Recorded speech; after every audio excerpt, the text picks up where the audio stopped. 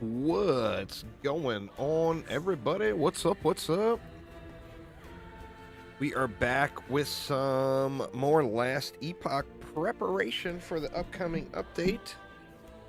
We got some interesting news last night on the stream, or yesterday on the stream, and then today in their blog post. But we're going to get another practice run going today. And I think I'm going to try a different class. Like the Falconer, I know, is just such a good starter, you know? And powerful end game.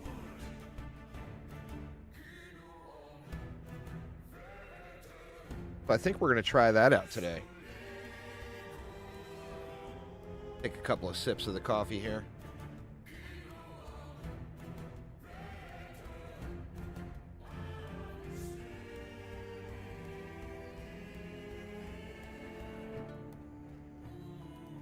All right, let's get it running.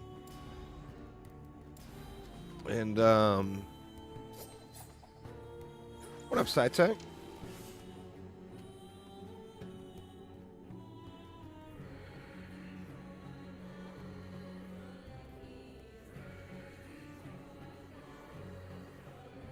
Yeah, let's do it. So we're going to go solo character found again so we can simulate a fresh season start. Just kind of see how this feels. In the beginning. In the beginning. In the beginning, your intro was skipped. I've never been this far from the slums. No looking back now. Time to leave Majelka behind me. Let's do it. Been a while since I played a rogue.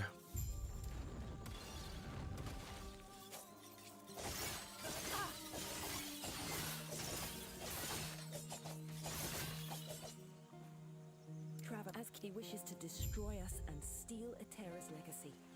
We can't let that happen.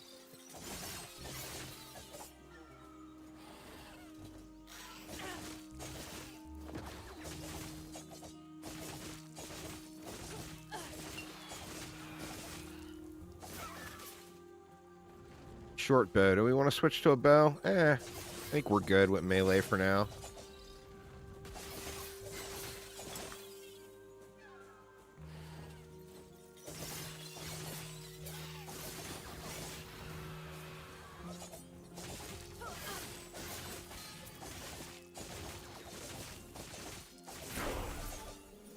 Shurikens.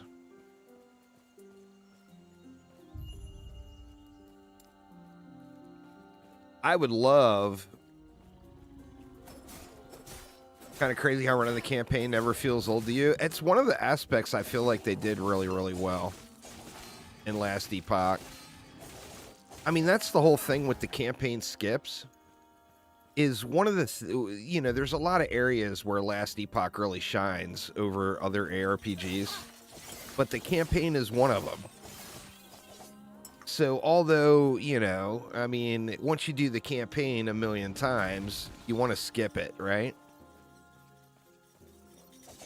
But it is really good. I mean, they did it good. And, the progression and everything feels good. I think that's one of the biggest things. Like, the progression, I guess in PoE 1, the progression feels okay, especially when you get to, like, Act 6. But the early progression does not feel great in PoE 1. And in Diablo, of course, no one even considers ever playing the campaign a second time. It's like an instant skip for everyone every time because that feature is available.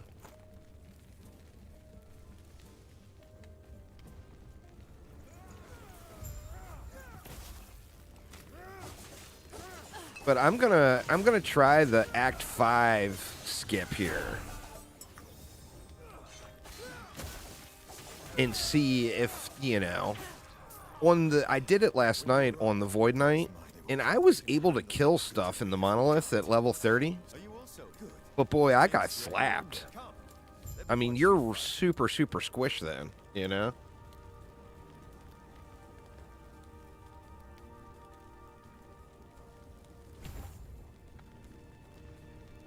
Not sure. I'm not going to look up any guides or anything. I'm just going to kind of wing it.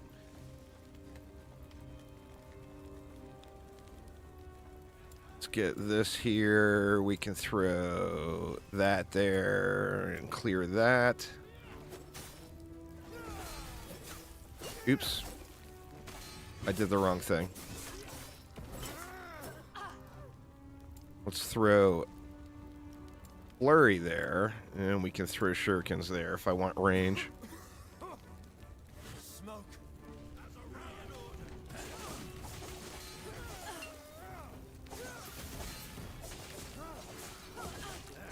A lot of clanks.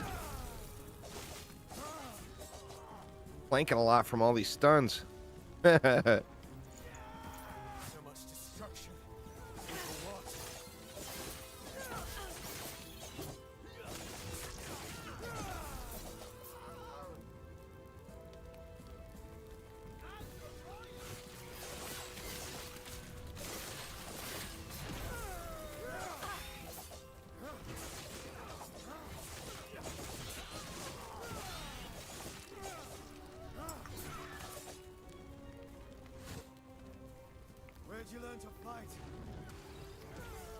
Yeah, let's go this way.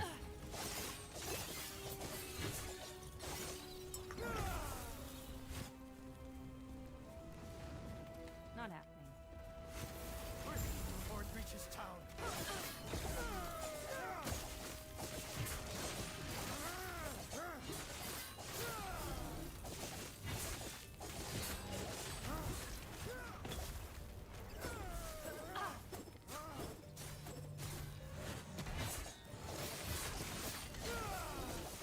Tank it out, brother. Get them freezes going. Well done. We're almost there. I'll see you ahead.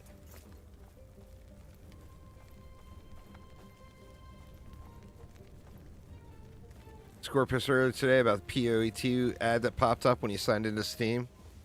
I didn't.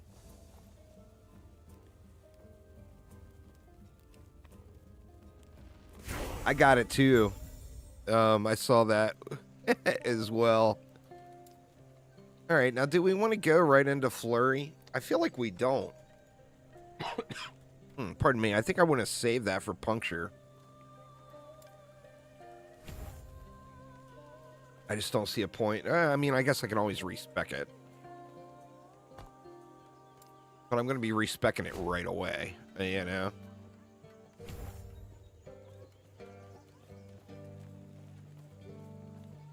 Oh, yeah. Well, they want to get it out there. I mean, it's pretty understandable.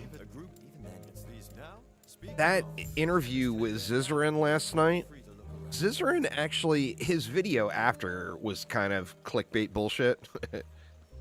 But during the interview itself, he was asking the tough questions, and he was disagreeing with them, which I thought was good. But it was pretty clear, particularly for the first 90% of it, that Jonathan is not really in touch with what players want. And Mark wants to be more in touch with what players want. I don't know. Like I said, I'll say the same thing I've always said. I'm confident it's going to turn into an absolutely incredible game. It's just not there yet. You know, it needs more time to cook. I think the updates they did were probably really good. And if it wasn't for this Last Epoch season launching, I would probably jump back in. I tell you what I need to do. I need to restart a fresh character from the beginning and feel the early game changes. You know, one of Zizarin's big complaints in the interview is everything felt so slow. And that was, you know, I mean, I would agree with that 1,000%. The zones are large and things feel really, really... And that just makes for not fun ARPG content, you know, or gameplay. So, I mean, when I finally... I don't know if I'll get back around to PoE this league at all, but if I do... Oh, man. Get slapped on. If I do, one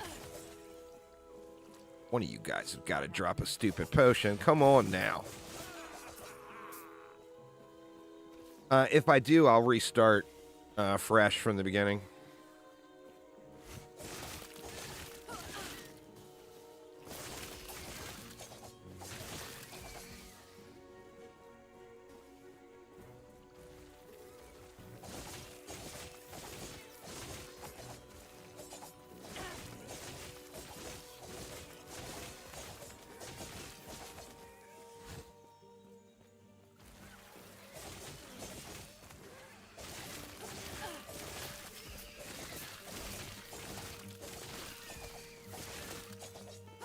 There ain't a potion in this mofo, huh?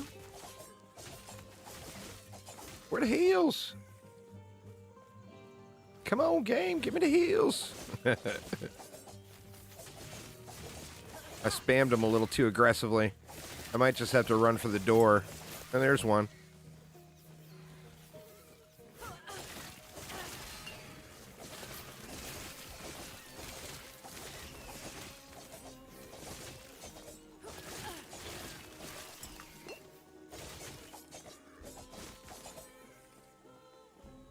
Puncture feels a lot better on the rogue. Once I get that unlocked, I should have it unlocked pretty quick.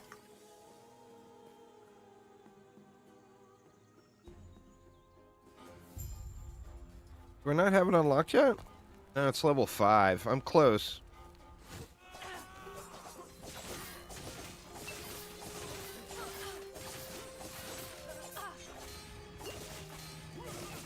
Wow, the stuns.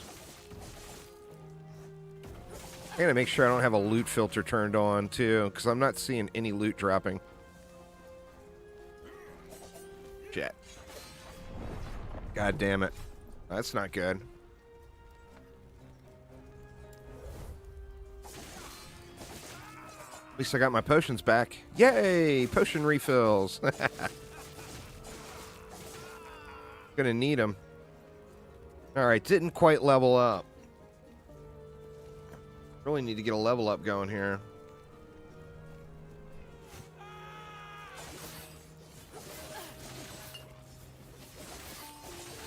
Taking so much damage. Gotta get these range guys down first. Yeah, this is crazy.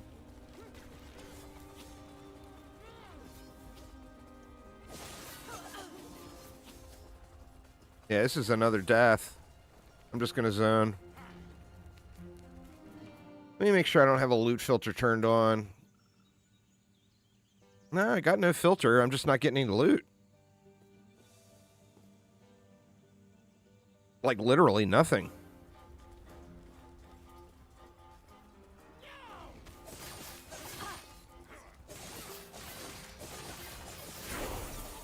Well, there's puncture. Puncture will help.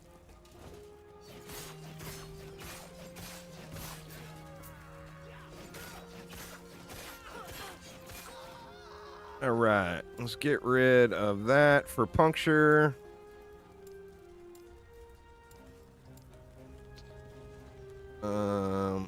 Just go into attack speed. What do we have here? Dodge rating. And then just go ahead and ditch that. And we'll get puncture in there. Puncture gets a bleed right away, doesn't it? Yeah, it does. Go for this bleed.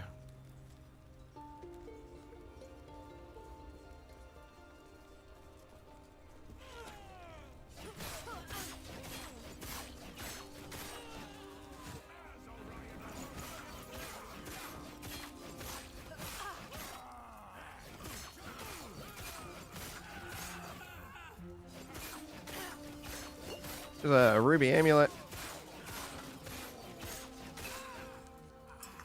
Right. What do we got? 16% chance to poison. We'll probably use that. Many dots as I can get stacked up on there, the better off I'll be, I think.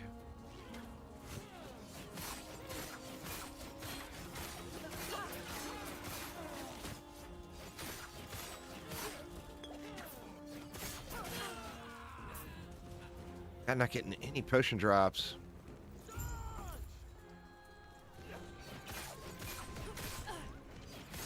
Gonna have to kite this guy around with no potions.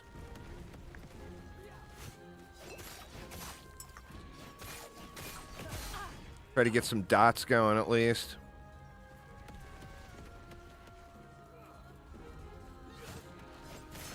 Oof. Walked right into it. God damn it, man. Dying like crazy. I think it's a combo deal. You know, I'm definitely not... I'm not getting any drops, but additionally, I haven't played much rogue.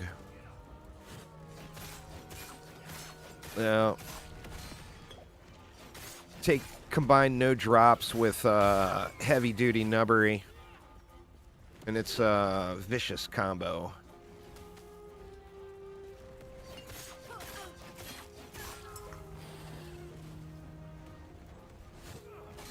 Ooh. Come on, dude, come up here.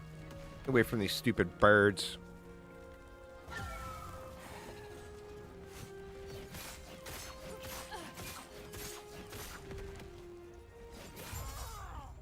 There's some loot.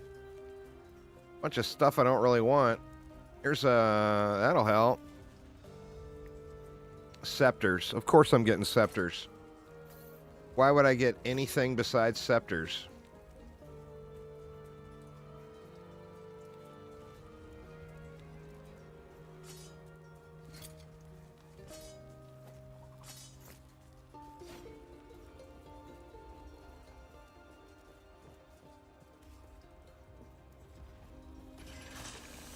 Oh, and there's a pylon over there, finally.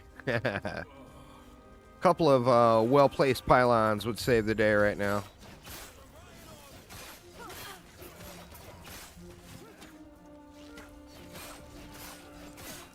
Wow.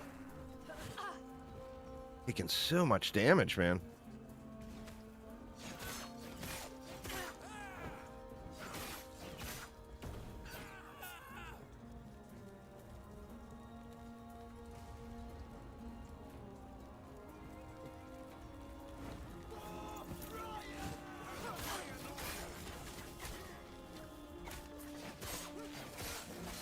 Shit. God, I don't want to run. I gotta run. Last thing I want to be doing is running from all the enemies.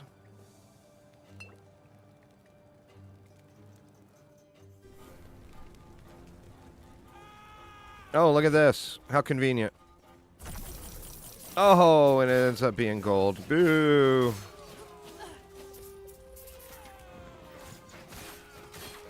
Want to get a little XP flow in here.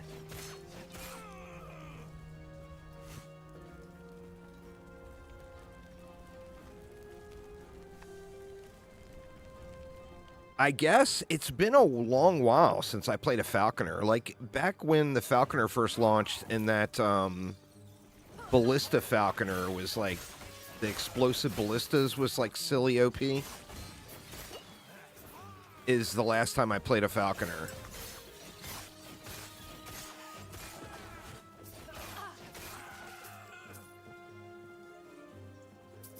Short spear of hotness.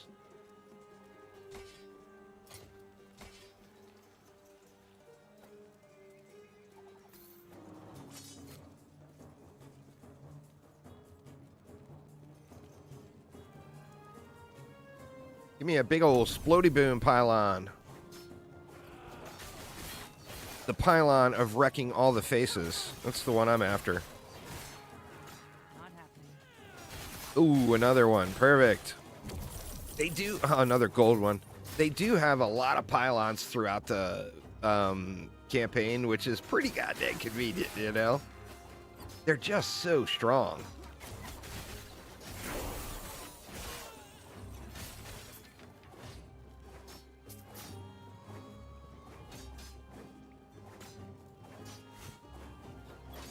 Come on, still be up.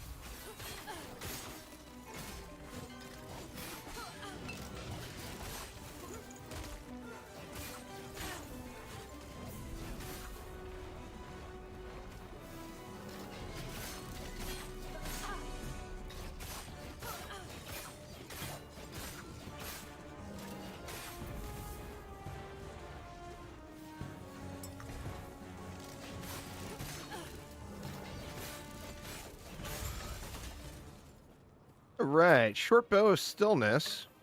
Now, how does that change puncture?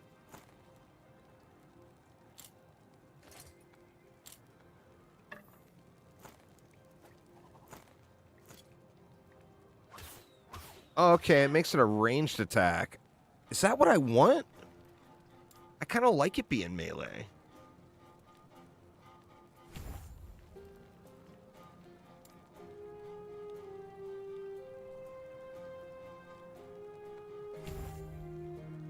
I don't know. Maybe I'll be all right with it range. I think with the Falconer, you want to play bows, right? I'm not even sure.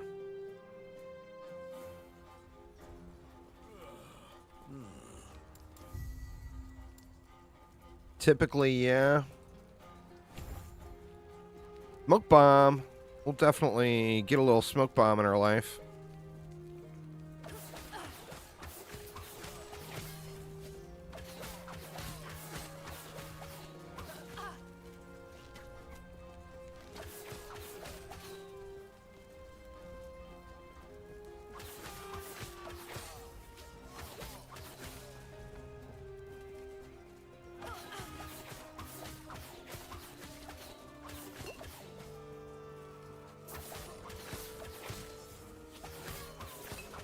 I'll be honest, I kind of like puncture better as melee.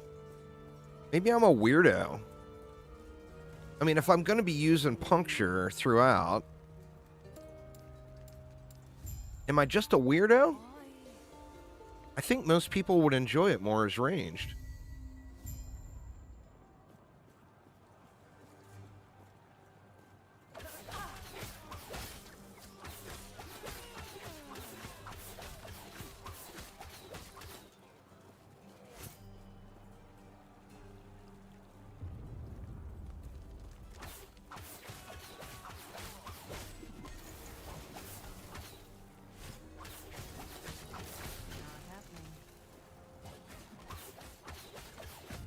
You know what? It's so funny too with me. Like in third person or first person games, I can't stand melee. I'm always all ranged all the time, you know? But in ARPGs, I just kind of prefer melee.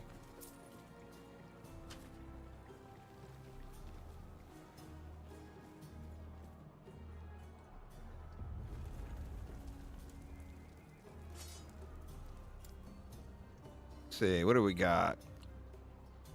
You know, maybe we go twin blade. And then we look for something in the offhand. Does it have to be sword or dagger? All right. I can live with that. I guess whether or not I play ranged or melee, I'll just base off of the loot. Like if if I find a good bow, then it doesn't make sense not to play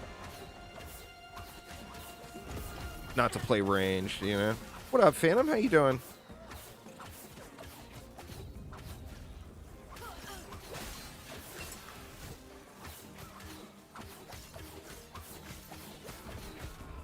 Need my lesser multiple projectile support. Oops, wrong game.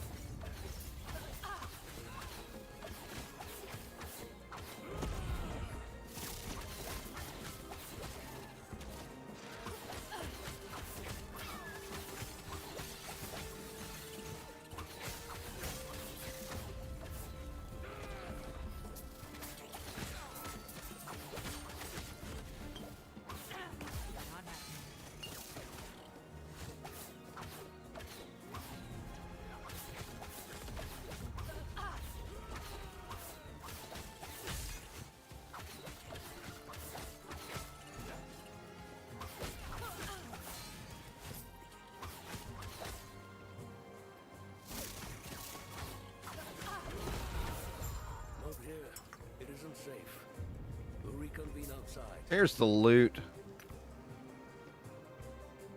What do we got? Cast speed. We'll take that. And probably that.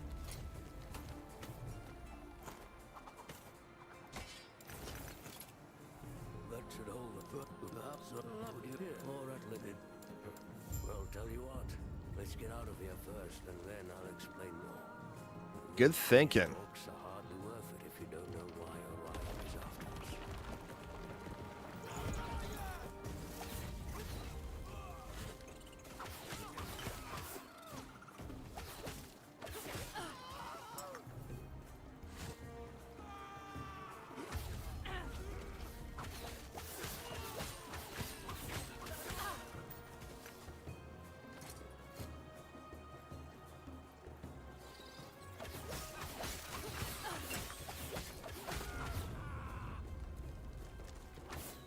Can't wait till the ward bars go away.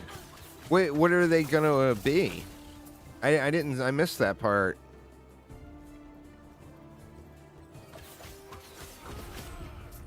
Are you talking about on enemies?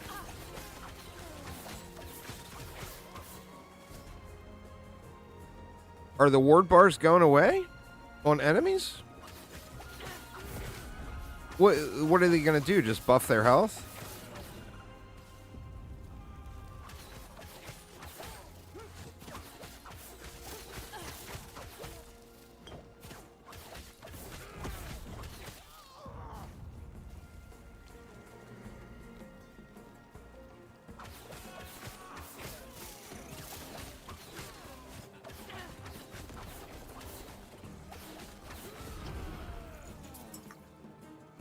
Grab this pylon. I don't see why I wouldn't.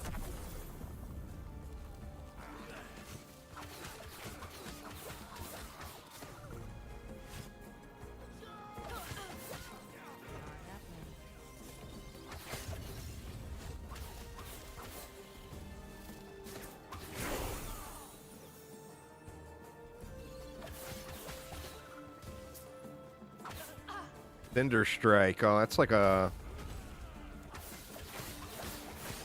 Is that a fire dot? The first tag also creates a fire explosion. Oh. How expensive is it? Oh, 0 mana cost.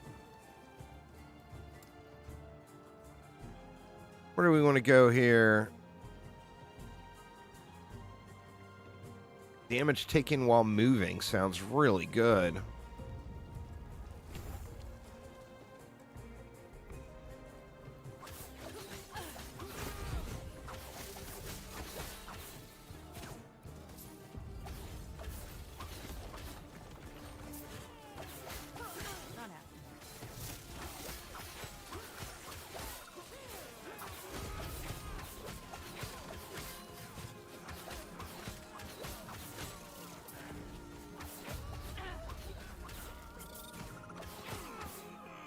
We got a quiver.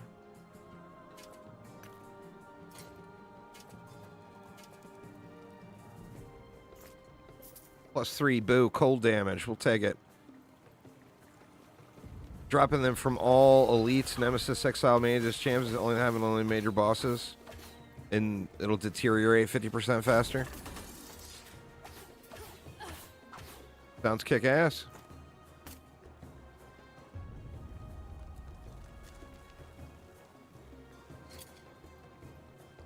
Mage helmet. Nothing usable there after all.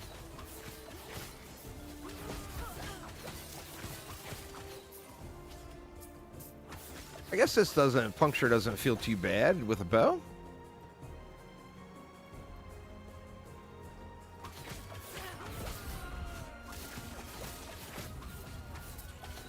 I mean, if I get some crazy good dagger or whatever, I put a point into it, so I'm ready to dual wield. We'll see, just have to see how it plays in when we get the Falconer stuff going.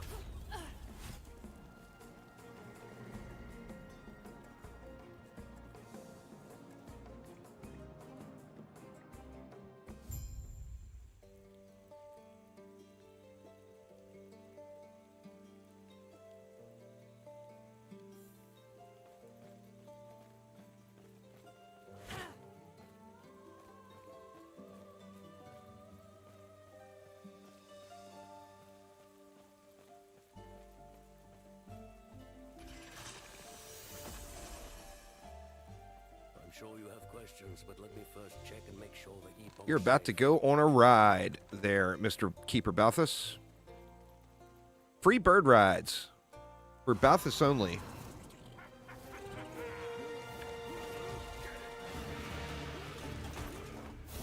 There you go.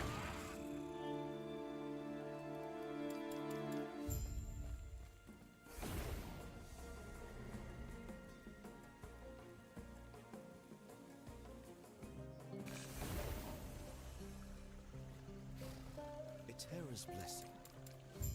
Prayers be with you. Not happening.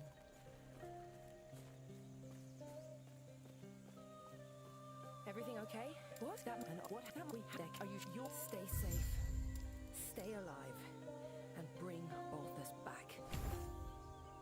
What do we got up here? Every third melee throwing or bow attack deals increased damage. Haste on hit. Oh, shit. Haste on hit?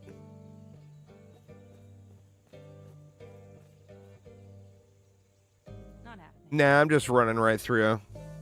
Trying to, I mean, obviously I'm going to get sidetracked 10 million times.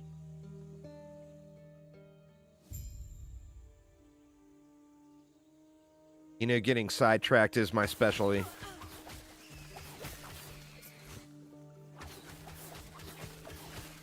Not happening. What's the deal with all the gold pylons?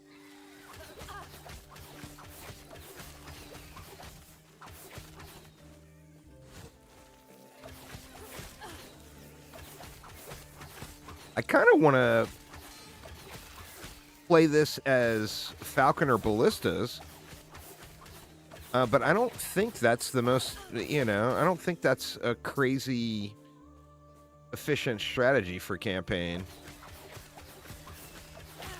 I mean, I would just love to run through and drop Ballistas and Falcon bomb faces. Oh, Ballistas are getting nerfed? Oh, that's a bummer. We're not going to have any good totem builds, huh? Totems and Ballistas are both kind of meh. Are totems getting buffed? Falcon or Ballistas are? I mean, you know, they're crazy good, so I think that's probably pretty fair.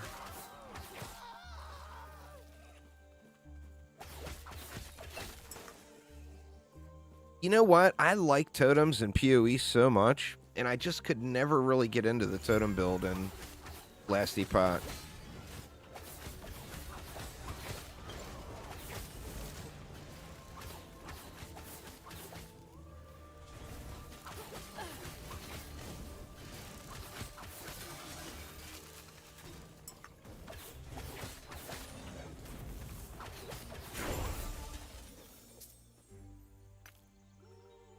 Unlocked specialization.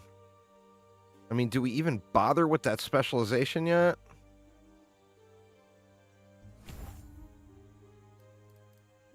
I mean, putting something into it, I guess, is never going to hurt.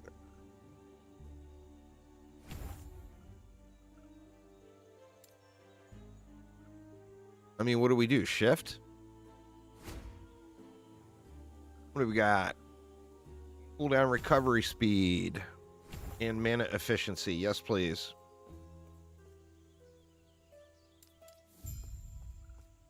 That's the same experience I had. Like, totems felt pretty decent, particularly if you got the right... Like, I got lucky on my totem run, and I got a lot of the good totem uniques. But it definitely felt like it fell off pretty hard.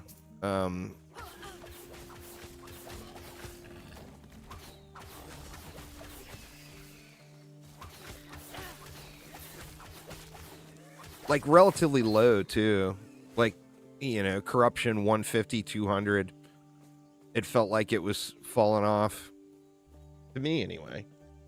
Maybe I just didn't have the right gear.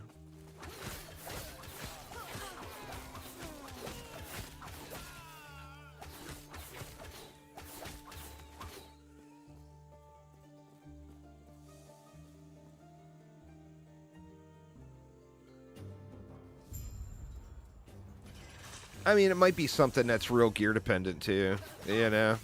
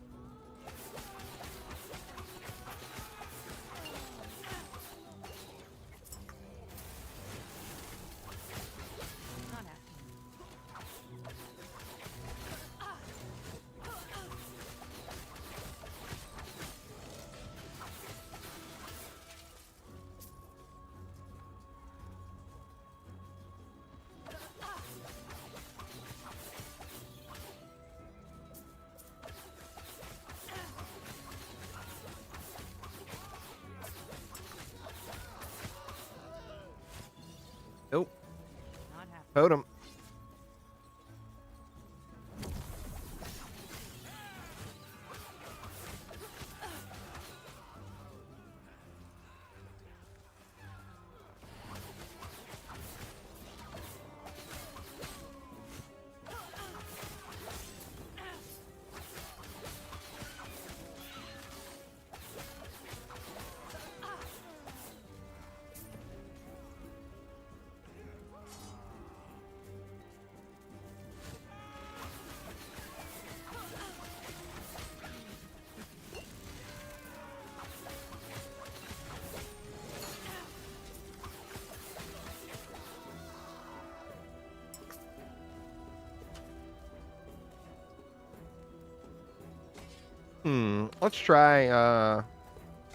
Let's try this and see how it feels.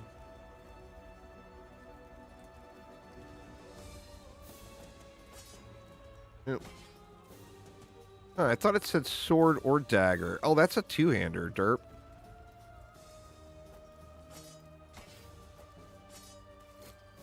Let's try a little comparison here.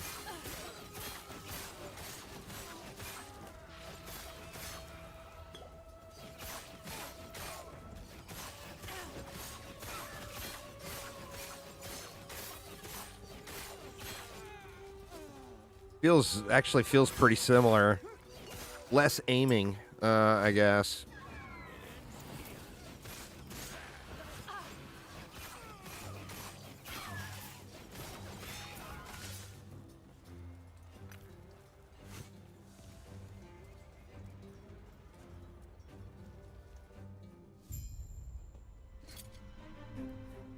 Okay, we still need another ring.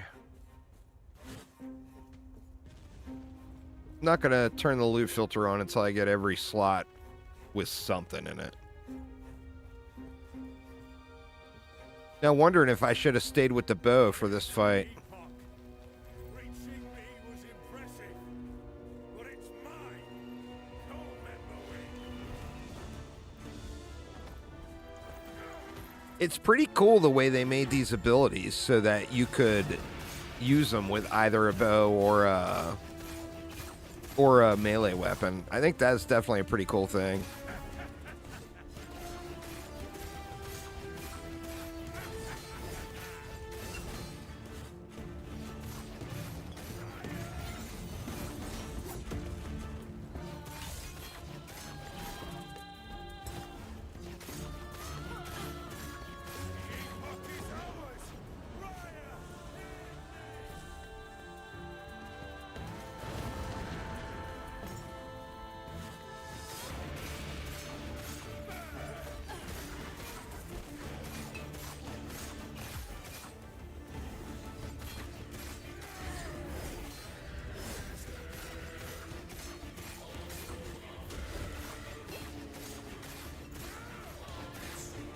Oh, don't you dare.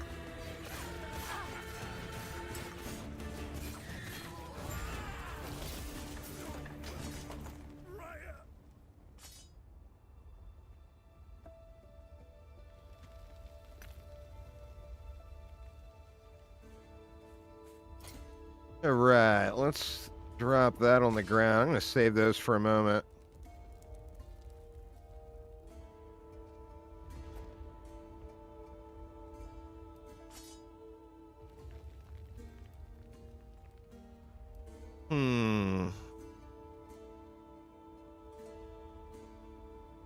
And melee attack speed is nice. But I think the flat damage might be better. Let's just go double daggers for the moment. Now get me out of here. Oh, turn out the little before Nutwich. Speaking of, let's head back to camp. I must reach Lena at once.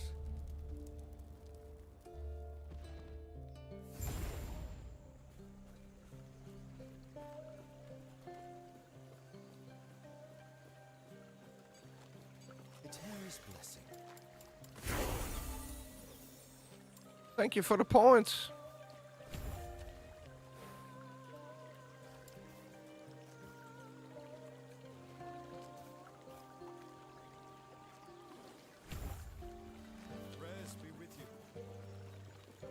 All right, we'll get you something yummy there, Sci-Tech. He's back. He's been quiet. You're back. No, not that. Do you go? I feel I'm Arena. I'm sorry to you too. This is what's best for us all. Come on, Mr. Balthus, sir. With the Epoch's power. I'm finally.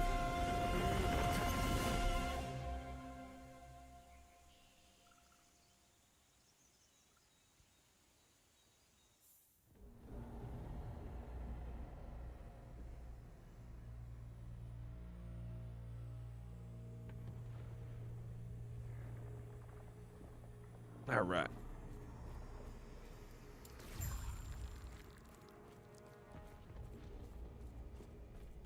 What is this place? I don't seem to have gone far, but everything looks so different. Is there anyone here? That was close. I don't know, man. Maybe bows are better. Let's just go back to bows. Screw it.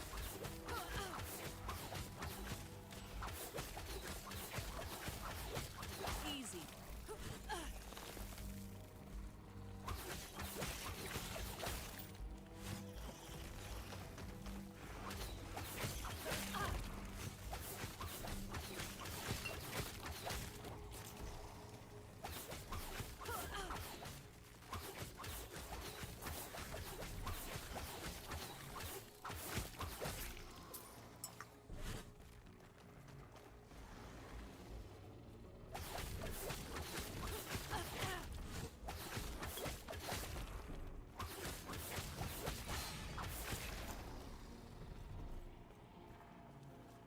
And who are you? What's up, brother?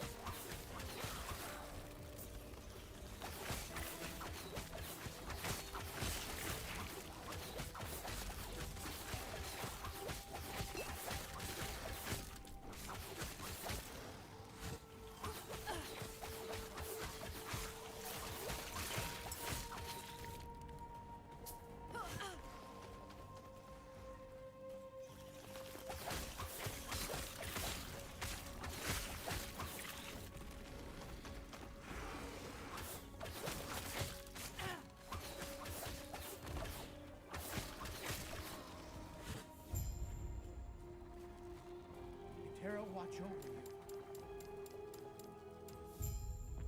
Gods.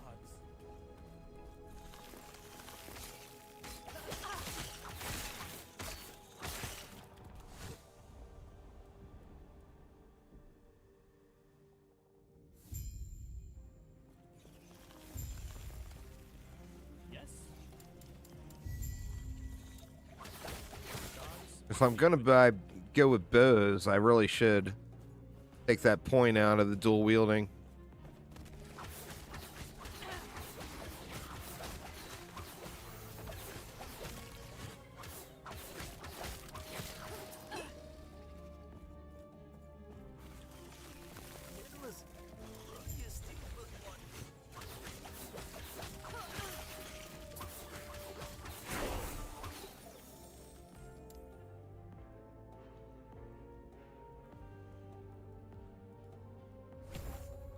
What is that? Every third melee or bow attack. Increase damage while dual wielding. Well, I mean, I would want to get rid of that.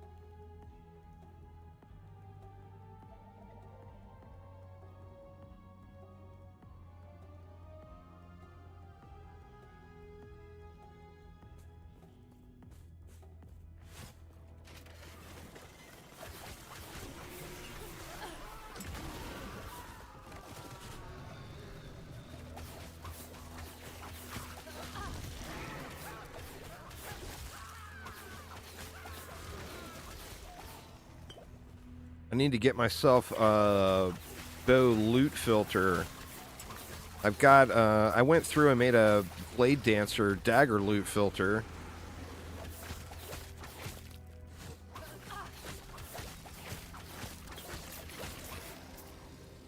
I'll just yoink one for the Falconer off the internet real quick.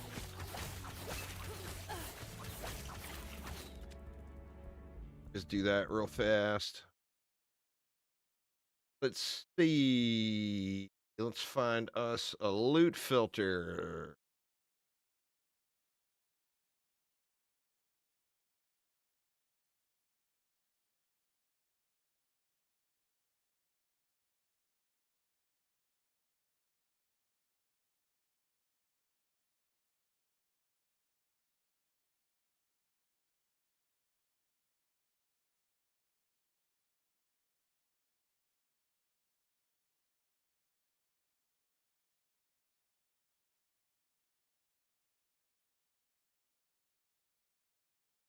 Just a generic loot filter off of the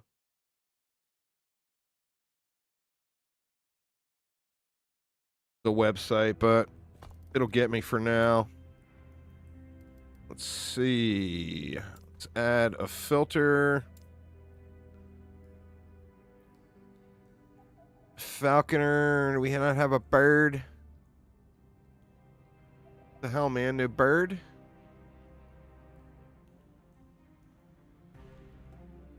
We'll go with that one.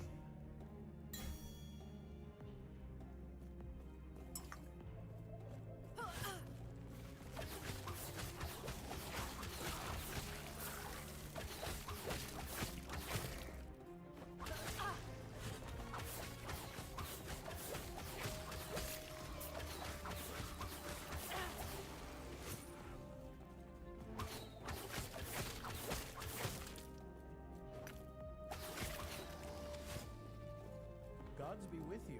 Stay safe.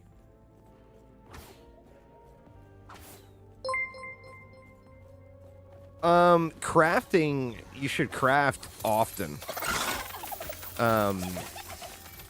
Like especially in Last Epoch, the crafting system is really, really good. Like at all stages of the game. But like early game like this, just replace items as you get them. You know, like I'll just look at stuff constantly. And replace it.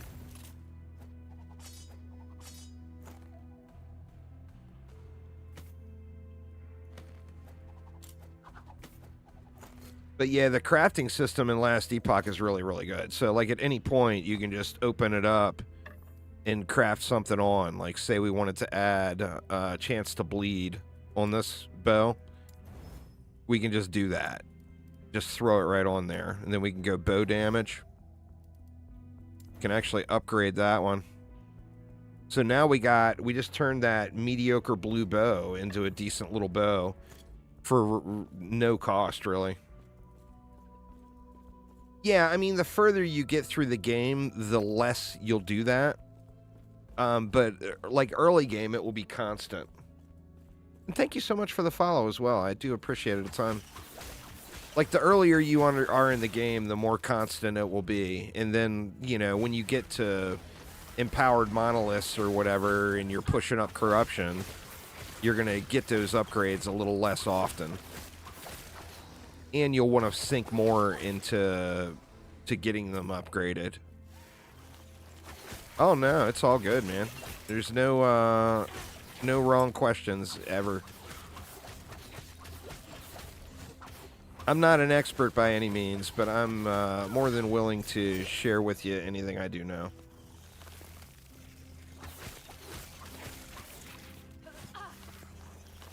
This game is a real happy mix in between those two. Like, it's not quite as complex as PoE, but it's got way more depth than Diablo. You know, so it's a really good spot right between the two. Farewell. The general rule, basically, when you're leveling up is flat damage is really, really powerful early game. So, like, the stuff where it's, like, I don't have any flat damage to show you. The stuff where it's, like, you know, +5 void damage to attacks or whatever. That stuff is all super, super powerful early game. And then the further you get in the game, the more that stuff starts to fall off a little bit. And you're always going to want flat damage.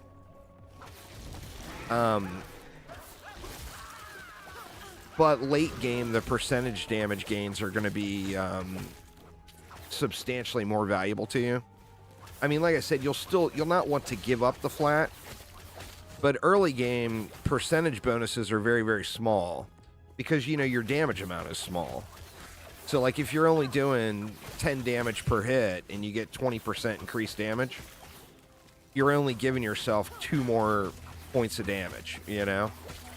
Where if you have flat damage and you're doing 10 damage per hit and you get +5 flat damage, well, that's like a 50% bonus. But also just look at your tooltips. You know, like if you see an item, you can just look at it, and it does update your damage per second fairly quickly.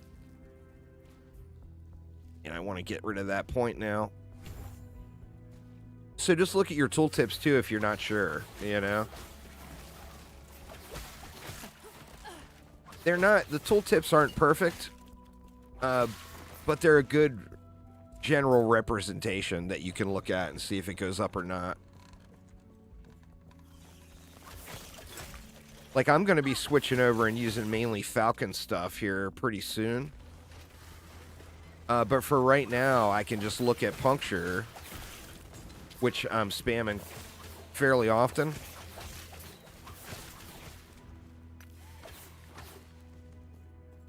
And see if the number goes up or not, you know?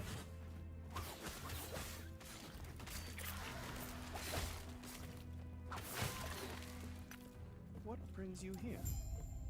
Eterra's grace be with you. The systems in Last Epoch are pretty good, though. They're pretty well done.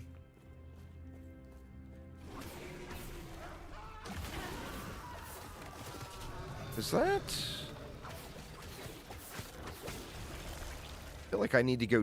Or yeah, the path is taking me down anyway. I still, no matter how many times I run this... I mean, I've run through the campaign like 5 times in the last week. Just testing different stuff, getting ready for the season start. And, I still constantly forget whether to go left or right, you know?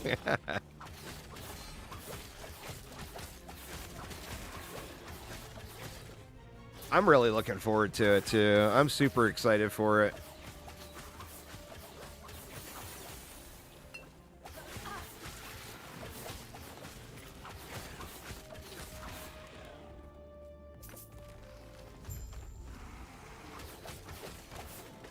Oh, it looks really good. There's so much stuff being changed or added.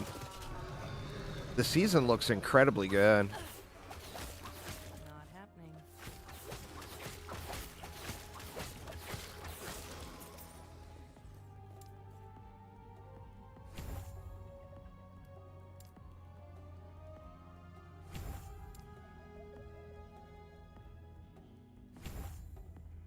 I think we focus heavily on the movement speed here.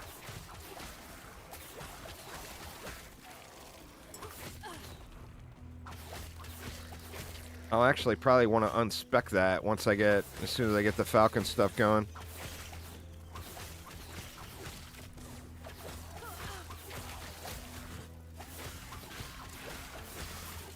Only a little longer.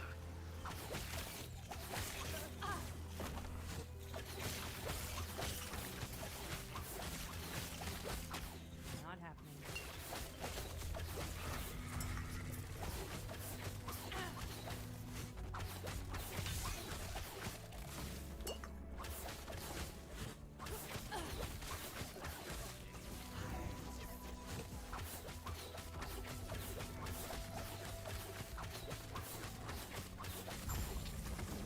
Impressive. Go on. I'll be right behind you. Welcome back, welcome back. Yeah, see, like, you see this +2 bow damage. That's pretty good. You know, like, the 16% increased critical strike chance is something I would definitely want to focus on later. But right now, at this state of the game, I got really, really low base crit. So getting critical strike chance is just not going to be as good as just getting the flat damage. Not happening.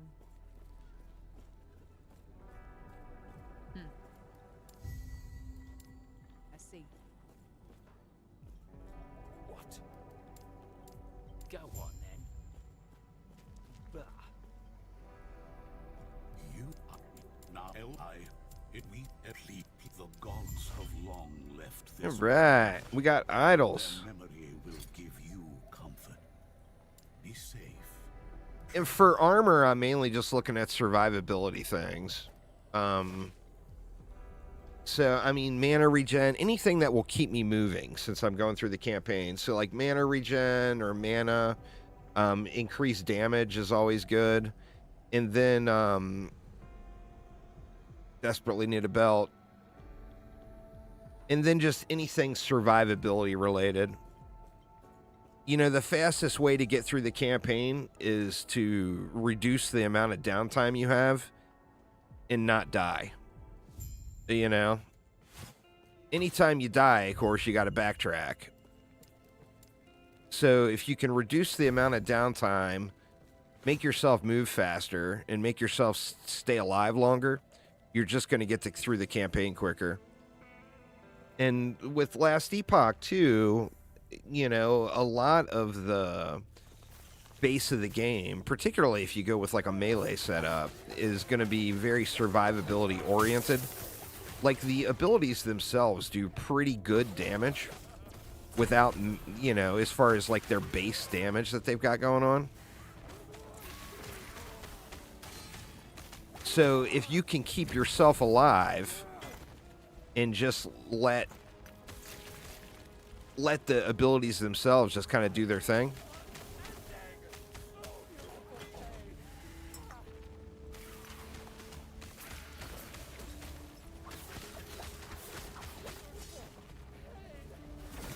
All right. Oh, no. We got stuff that's not useful.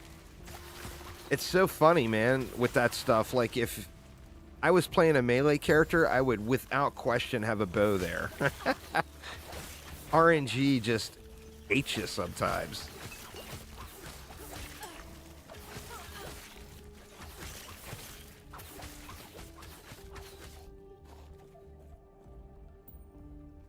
All right, so what do we got here? Crit strike and damage over time, but the one I have is giving me that chance to poison, so I think I like it better. And then elemental damage is not really helpful, but void resistance and increased poison damage, that one's debatable, actually. We can put it here. Oh yeah, the game always knows, for sure.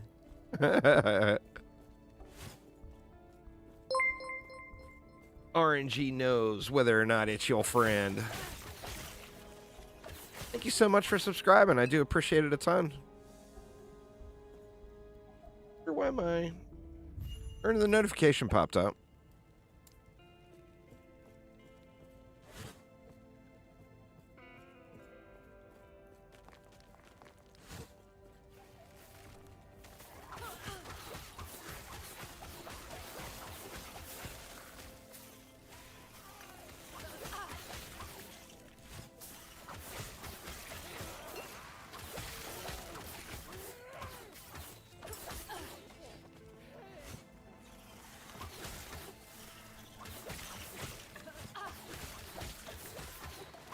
Not happening.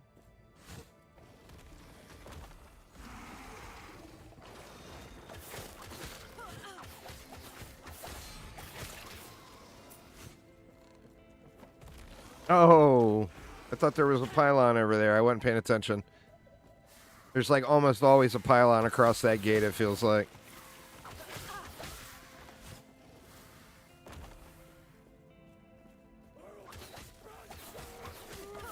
Shit, same thing down here. Taking all the wrong turns. Imagine that. The bleed is stacking up pretty nicely for having such a slow attack rate. All right, come on, you little lizard. Give me some goodness.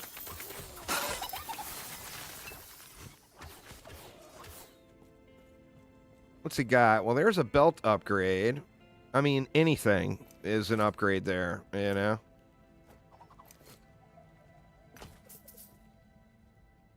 Minion damage, throwing damage. We're not throwing. And melee attack speed. Here we get 1% more movement speed, which even though that's not huge, it's still an upgrade.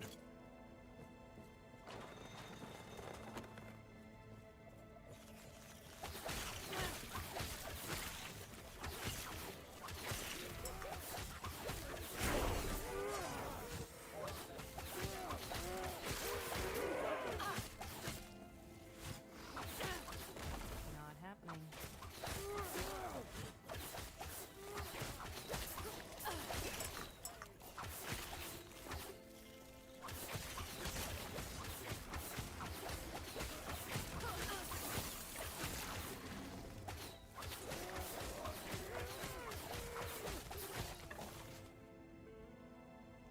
One dex.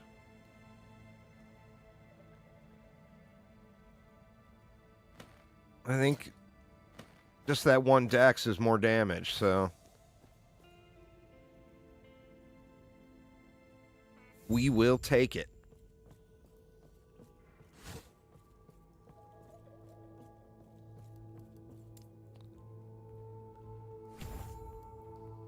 Ooh, we got our ballista now. I'm not even sure if it's going to be worth a shit at this stage.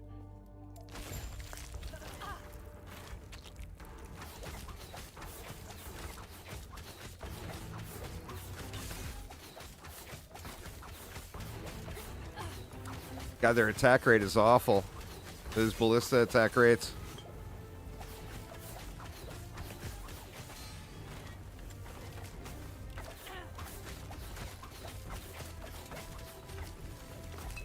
I mean, I don't know what I'll settle into here. Obviously, I'm going to be focused on the Falconer stuff once I get that unlocked.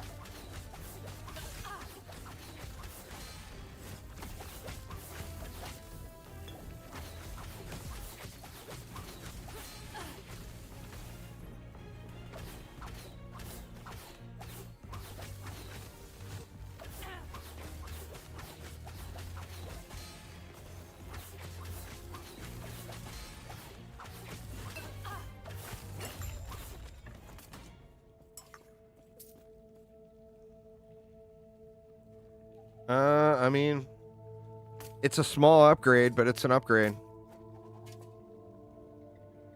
18% increased bow damage, or bow physical damage. You know what? That feels like it's an upgrade too.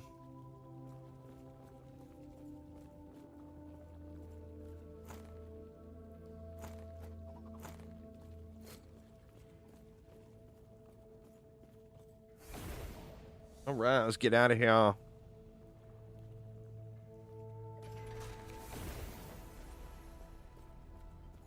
What? These gloves are not going to do anything for me, I don't feel like.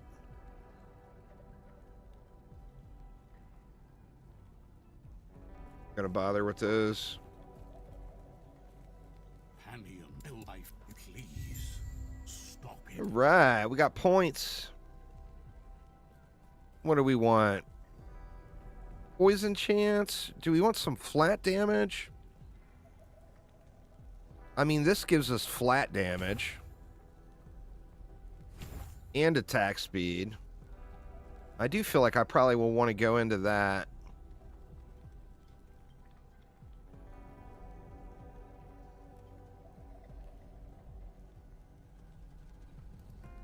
I'm probably going to be despecking this before long, but we'll keep it for now.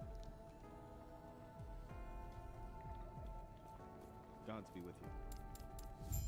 Stay God, this is just so triggering that I've got that 1 point in. So I'm going to get rid of that.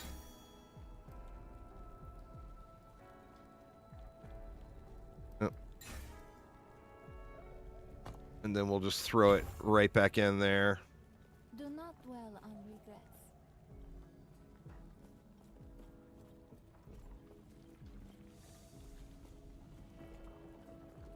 Yeah, I don't know. I got mixed emotions. Like, the dagger builds feel really good. But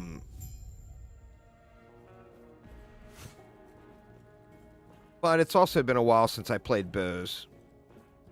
Might as well at least try it out.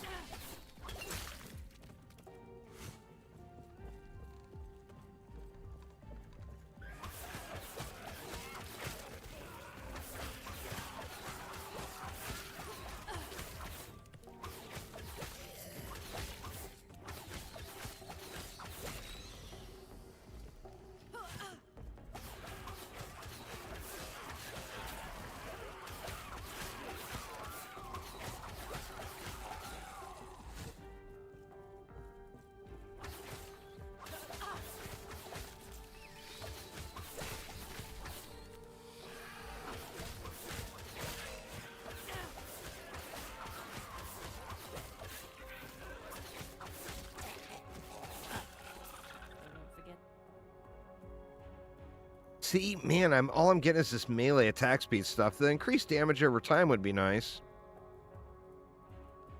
But I don't feel like that is much of a real gain for me.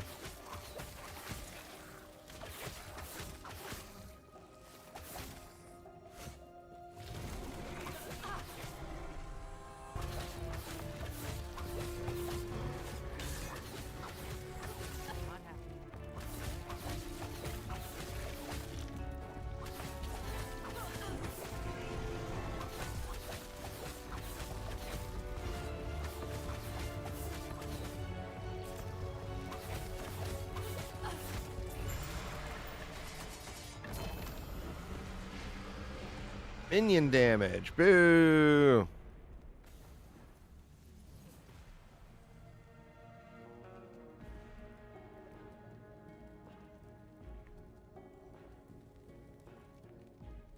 Yeah. Big bummer.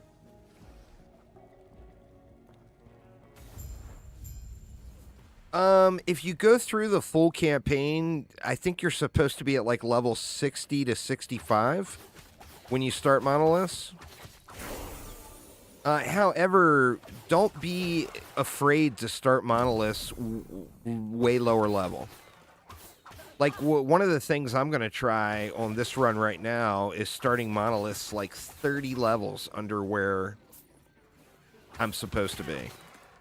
Just to try to speed up the campaign process and everything. There's two different general philosophies as like a league starter or whatever, or a cycle starter that you can do. And that's either play the campaign till wave 5 or act 5 and then skip ahead. Play the campaign till act 7 and then skip ahead. Or just play through the whole campaign. Is it still, or I'm supposed to go back through? But yeah, don't be intimidated to start the campaign early though. Or pardon me, to start the monolith early.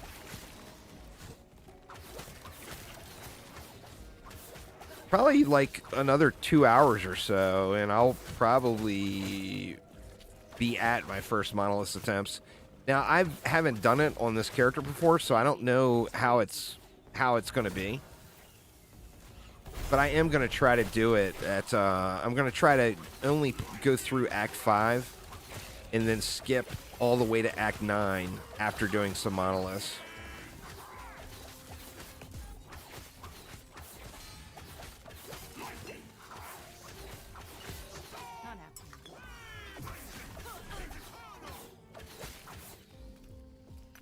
And, I mean, like I said, we'll have to see how that goes.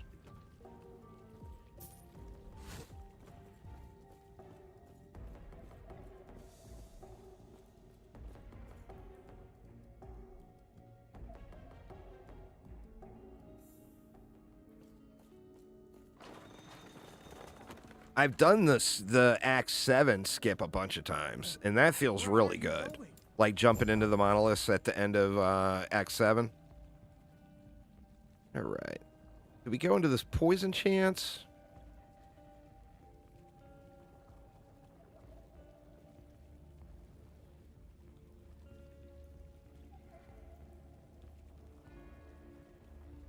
I think we go into the damage buff, maybe.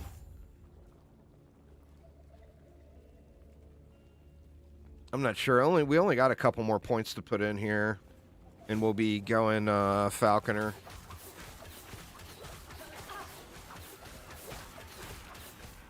Got another one here too.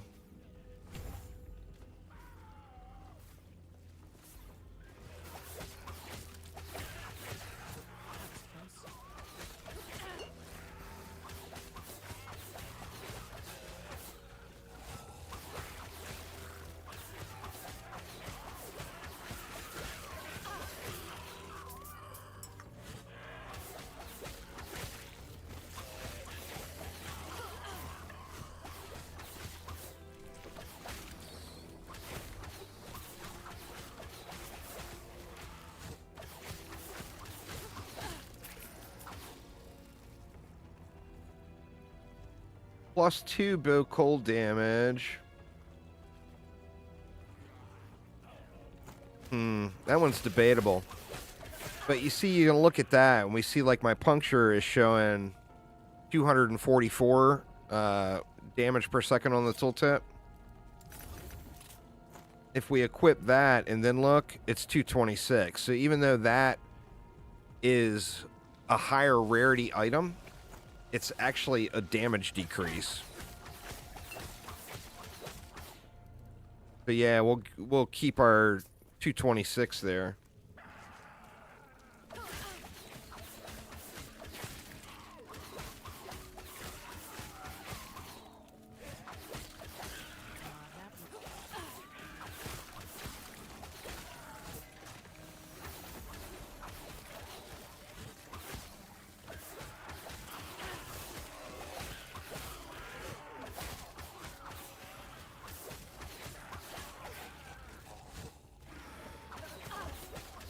Not after me.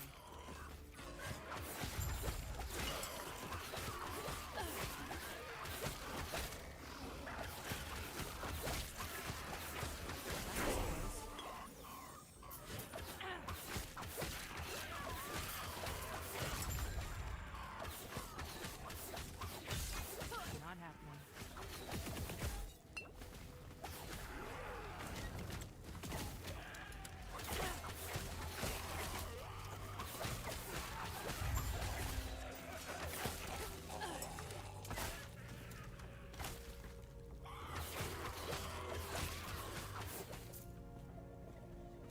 You like your trapper build?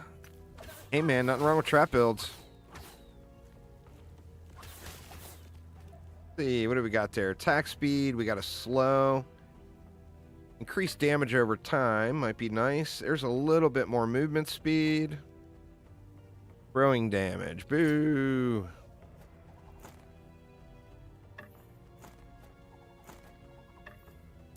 And then see if we can't do something with this bow to make it a little bit snazzier.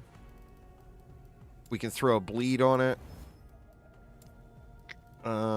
We can also throw the generic bow damage on it. And now it is slightly snazzier.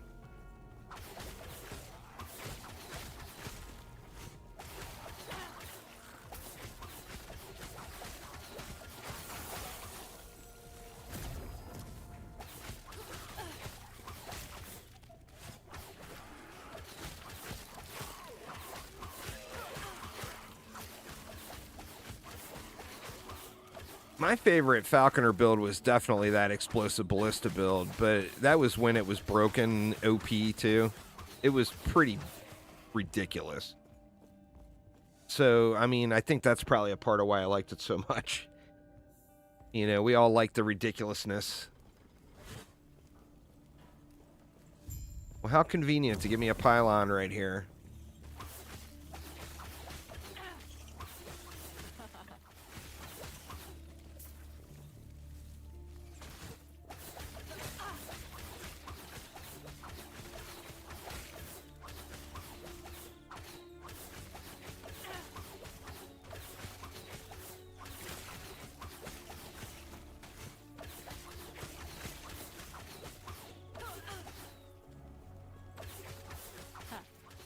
Don't forget.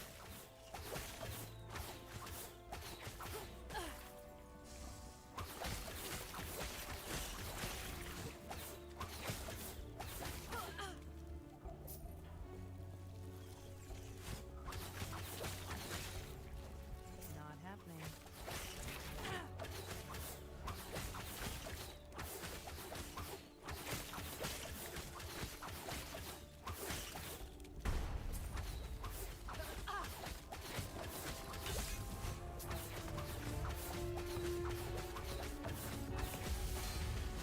Ooh. Direct hit to the face. Old school RuneScape. Man, I haven't played any RuneScape for so long, but there's just no way I've got time to throw a grind game like that in to my life right now. That, and it's so maddening addicting too.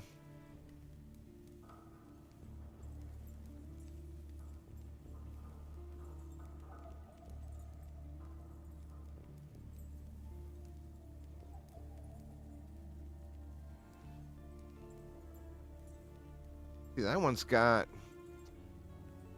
Yeah, I think I'll just keep what I got. This quiver is debatable, though. Well, let's look at it. Let's see. Puncture is at 275.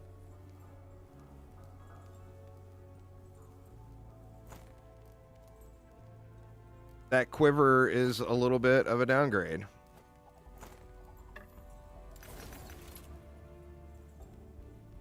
Yeah, it's got a really super small player base, but definitely still kicking.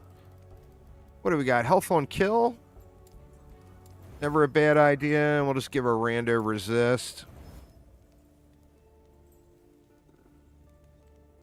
Can actually... Oh, not enough forge potential.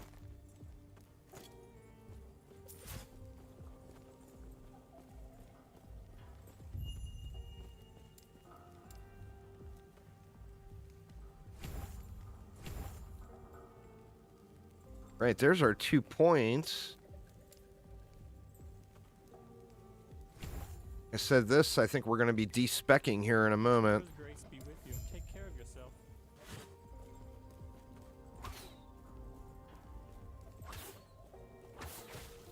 Oh, what up, Deuce? You fell asleep midstream? That's fair. Gotta sleep, man. Not happening. Ain't nothing wrong with snoozing a bit.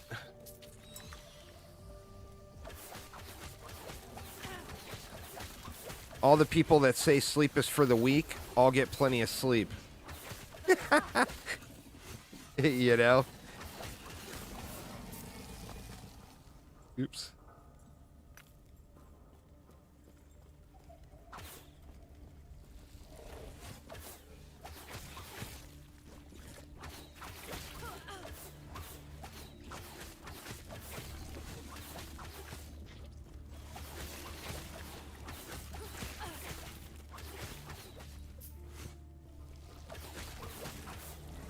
See what we got over here in the old goodie basket.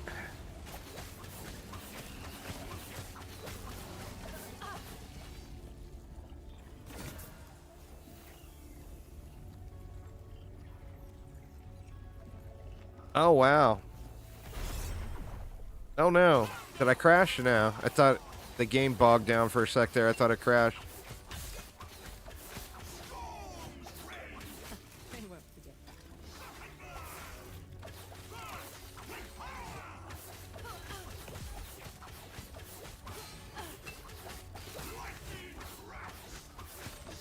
Not happening.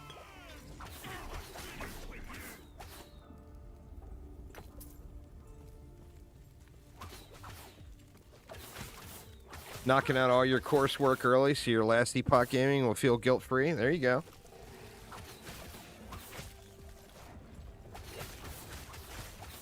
Planning ahead. Never a bad choice.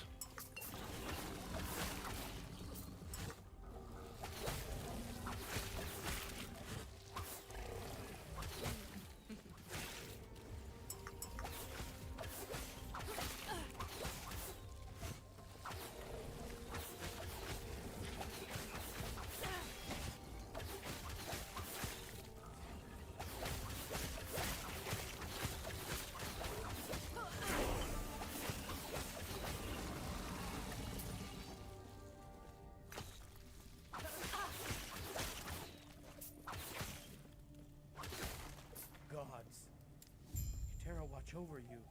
All right, I'm going to save that point for Falconer because we've got 20 points in already.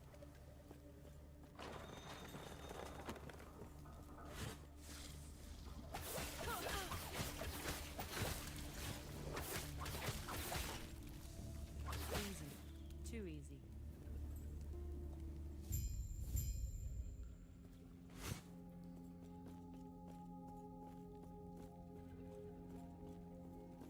Stay back.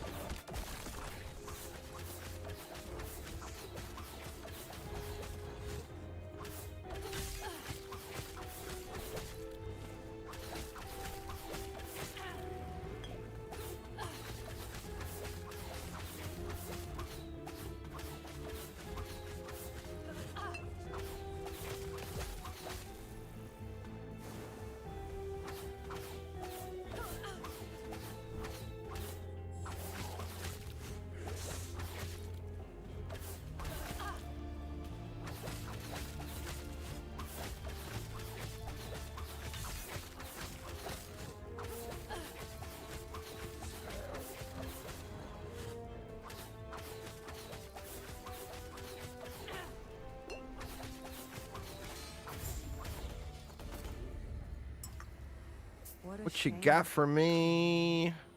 But What do we got? it's done. Shock on hit. Minion damage.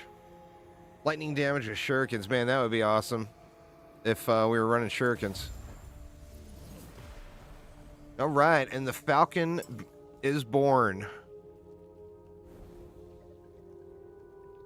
This should be very game-changing right here. You seem a little he might be stay safe. Not happening.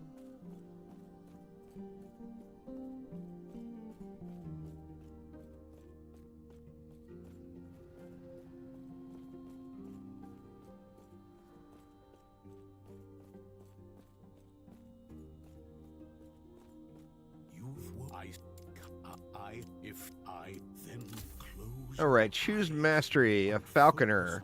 We get 12 dexterity for free, and then +1 Falcon melee damage per 4 dex. All right, we have got us a bird.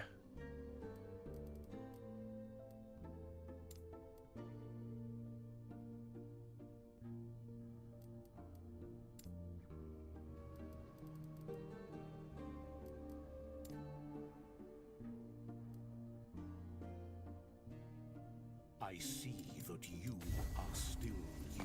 Let's see here. Strength will be necessary. Falconer. Our world, our reality. Chance to gain haste. We hope. Increase minion damage. Oh, the Falcon counts as a minion.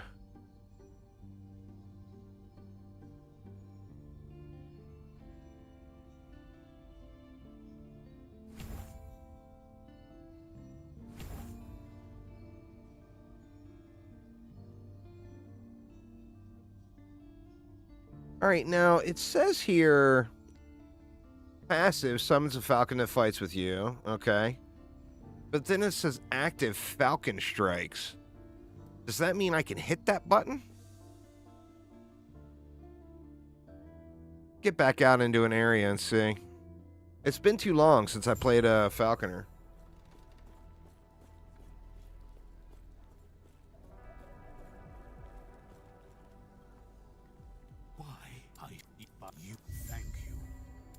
is an old passage to the surface. I will dispel Gods be with you. Stay safe. Greetings. Only marksman? You mean you play a only marksman, or I should be putting points into marksman? Do not dwell on regrets. I didn't even look at the marksman tree. Smile upon you. I'm a sentinel at heart, you know that.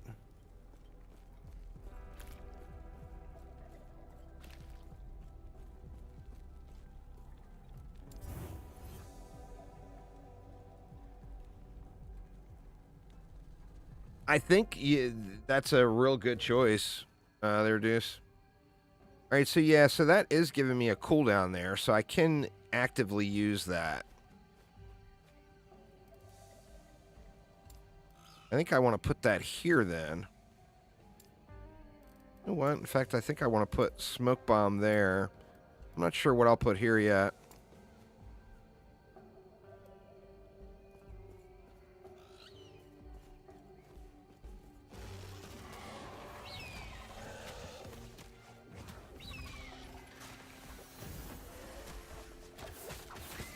Doesn't seem to hit very hard.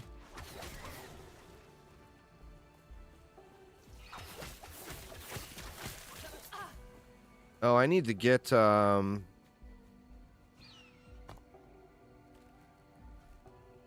gotta master falconry, huh?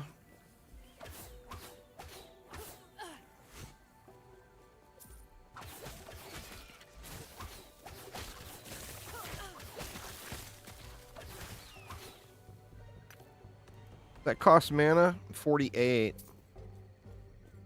That's a single target thing, though, huh? Let me look at this again, since I'm unfamiliar with the tree. Oh, aerial assault.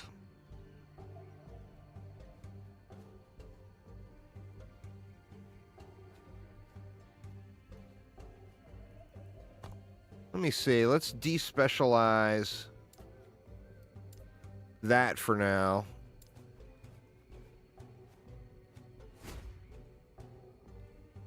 Falcon damage per level. Damage to marked targets.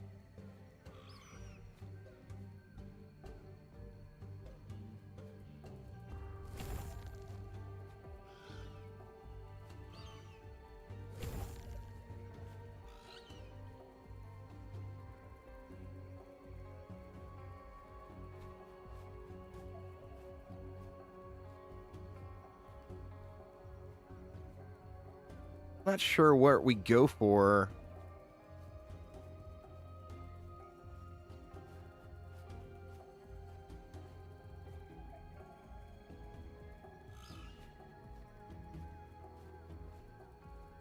Additional Falcon strikes per hit. I think we go up here to that. All right. Let's see how it plays. Not happening.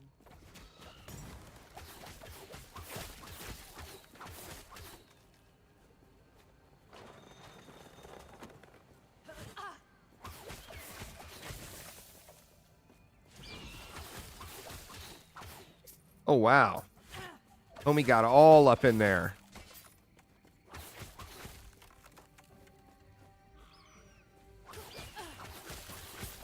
Oh, wow. He's clearing pretty good, huh?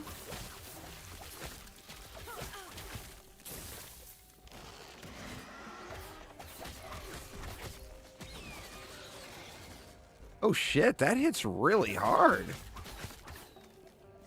Not happening.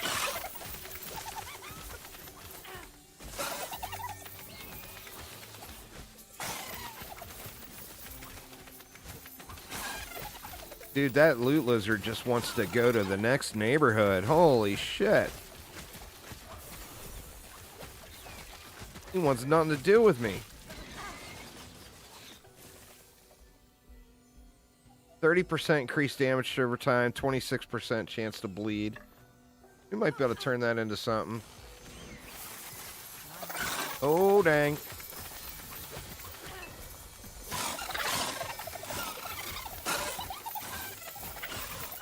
So many lizards.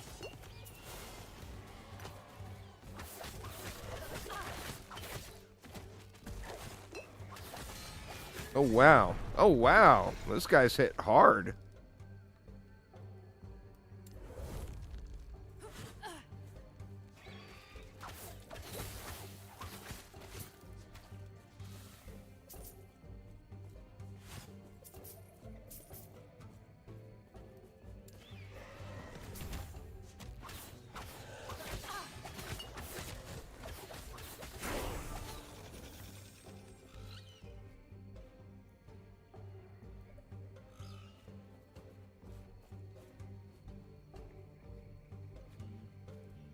Seems like this loot filter I got off the interwebs is maybe not quite strict enough for what I'm looking for.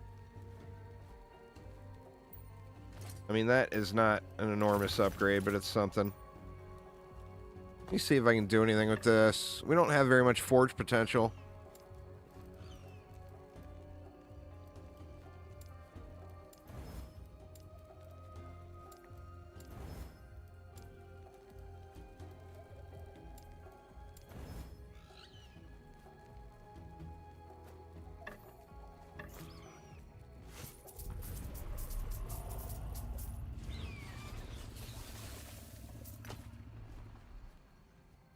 Mana regen, some dodge rating, minion damage.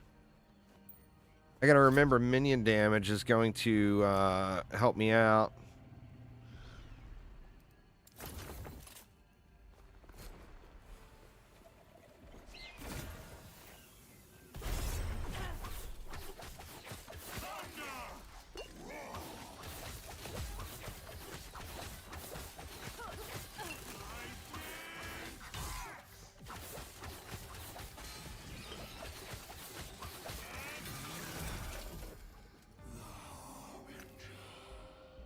Alright, that Morning Frost, that might be okay, because I'm going to want to stack decks, right?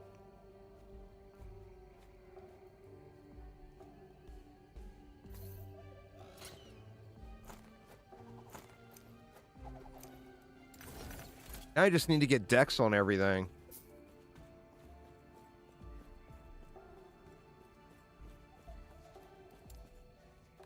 Let's go with decks as a base stat, too. Or there's straight up increased minion damage.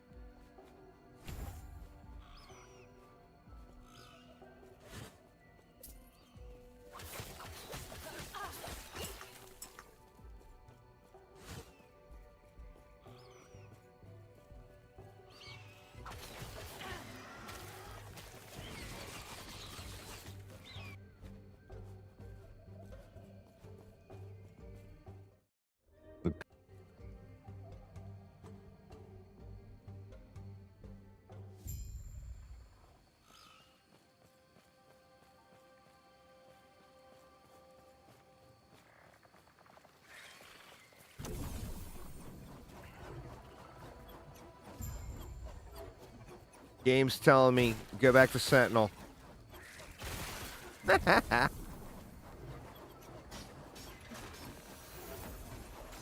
Giving me the whirlwind pylon.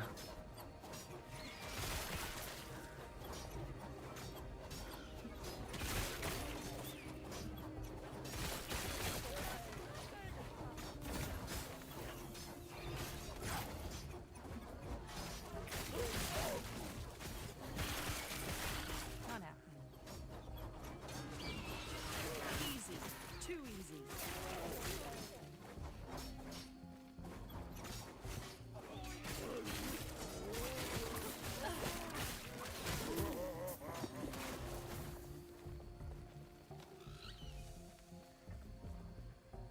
Gotta love some good pylons, right?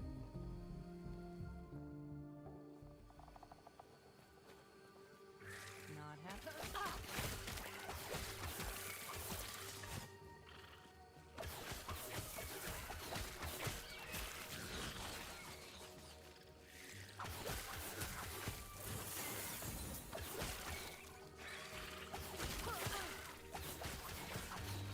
Not happening.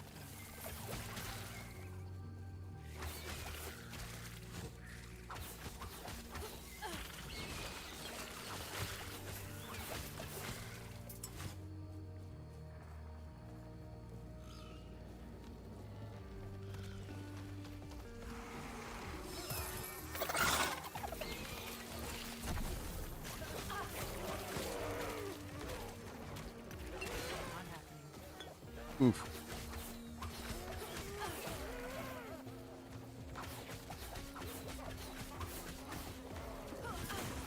I'm not gonna run back after that lizard.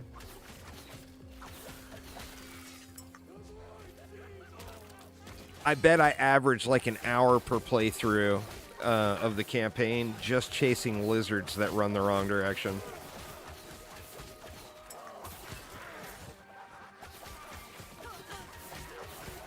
Like, if they run in the direction I'm going, I should never skip one, right?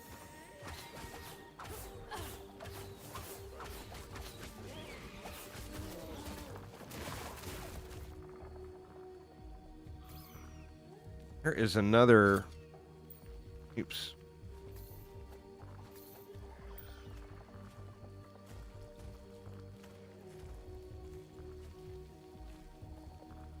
That melee attack speed and throwing attack isn't going to help me any, but that minion damage and chance to ignite should be nice.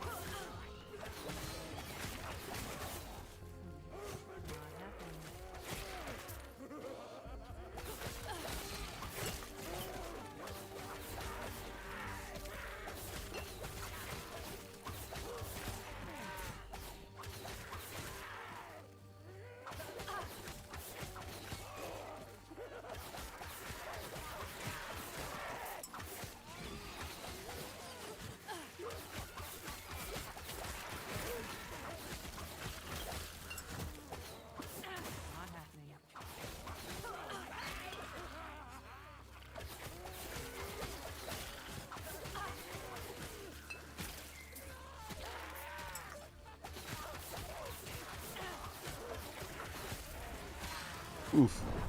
God dang. Got smoked again. I'm dying. Like, normally I would not have a death by now, and I've died like 5 times. So definitely got to get used to what the hell I'm doing here. Like, every time you die, you add 5 minutes to your overall experience, or whatever.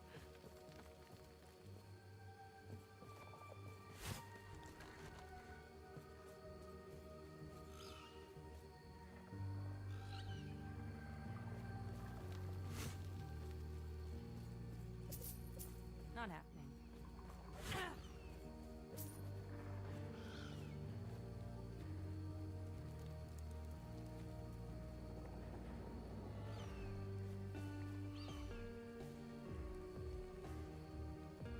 Man, that's a tough call.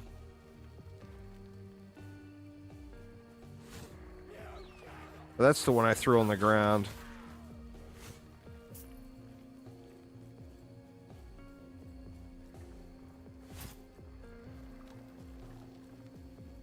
Not happening.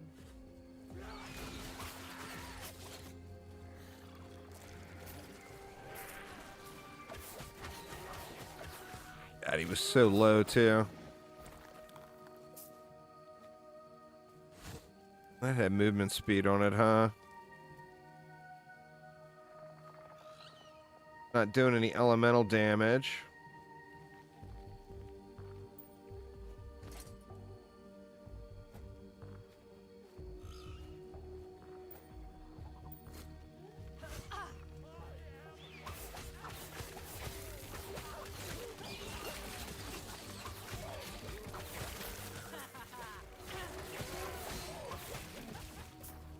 Not happening.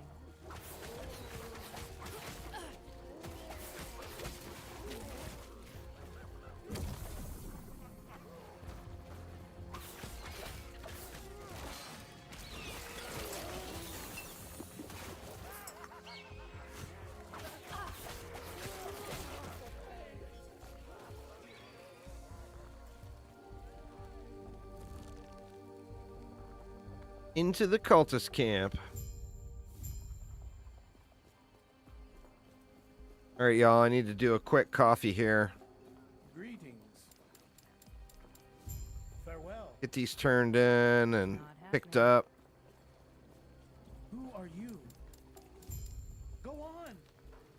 I'm unsure of where I'm supposed to be speccing in.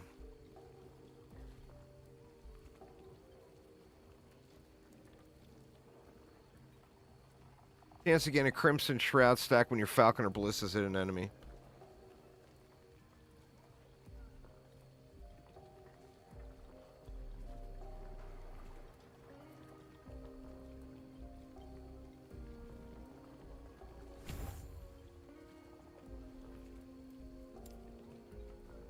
Let's see, we wanted to get down to this. Is that where we were going? Or we had Falcon damage there.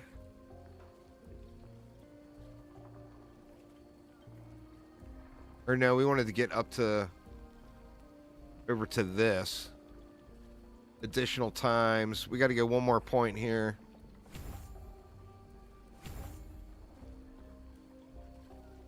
Seems like that's kind of huge.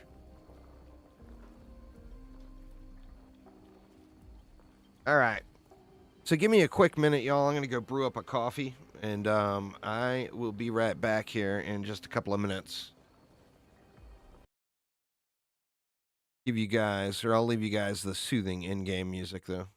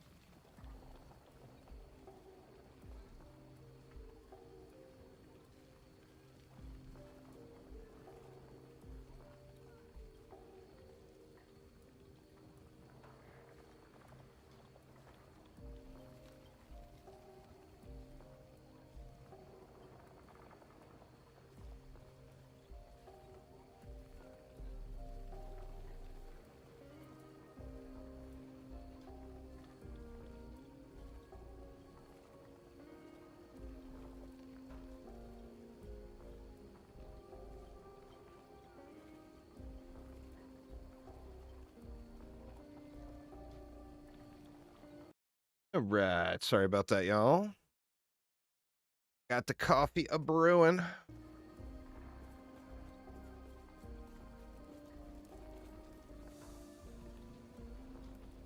Yeah, I thought there was another ability that you take here with the Falconer. Is it explosive trap or no?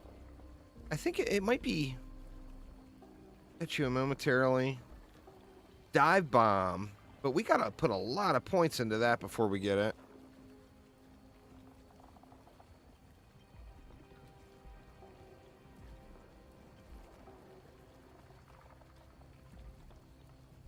See, there's flat dexterity, and we got those dexterity boots now, too.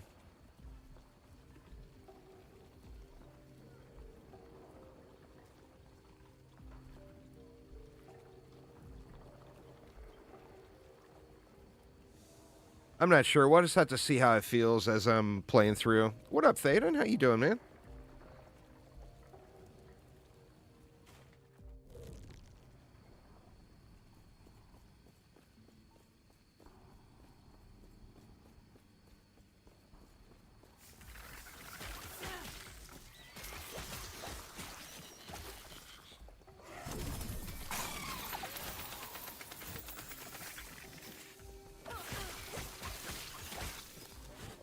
Just chilling after work? Nice.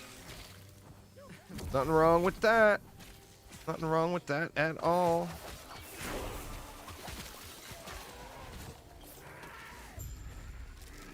Right, we want to go... Whoa.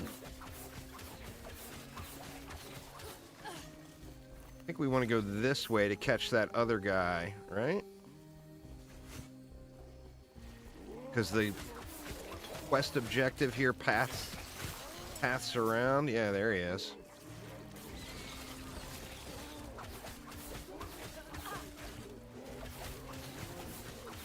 Not after.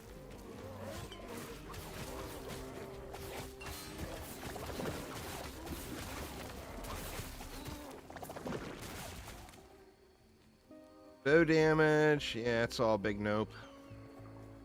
Then I think if we keep going this way,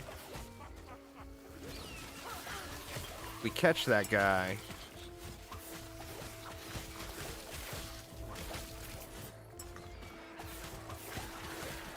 I'm not sure what I'm supposed to be using for AoE clear, though. I don't feel like this is the right ability.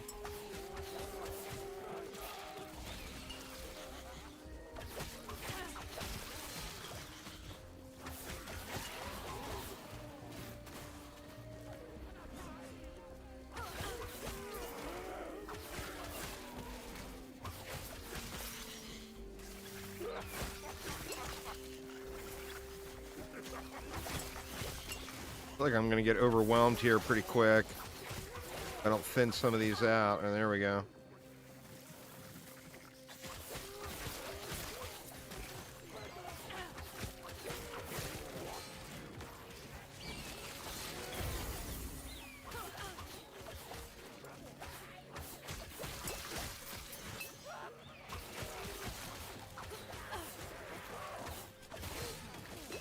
Yeah, right here, it just feels like I'm getting my ass handed to me.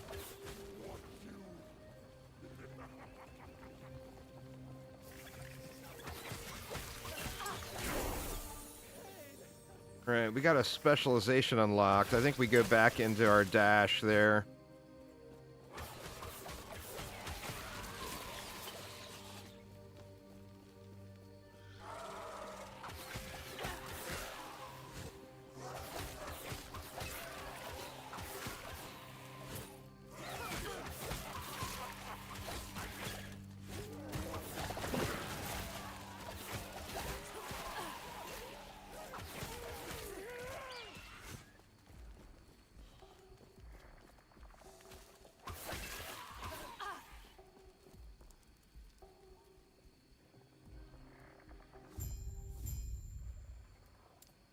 All right.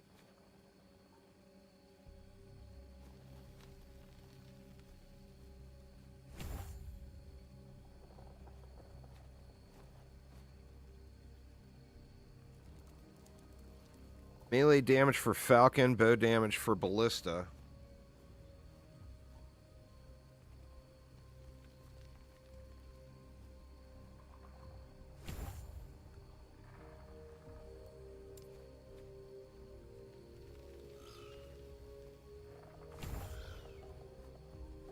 Am I getting attacked? No.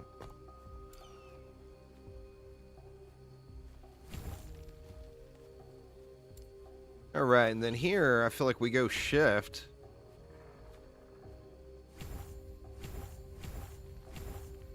To keep the movement flowing a little bit.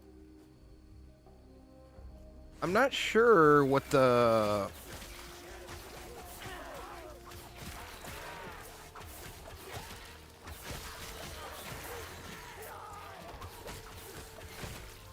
I just got to get a hang of the rotation.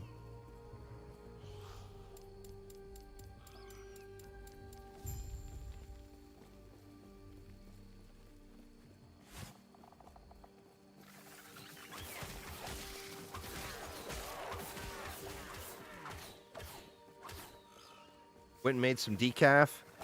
I don't do no decaf, man. I have got a problem with though. I've got a pretty severe caffeine addiction and a super, super high tolerance. So I mean, I can do 500 milligrams of caffeine in a day and, like, not even blink.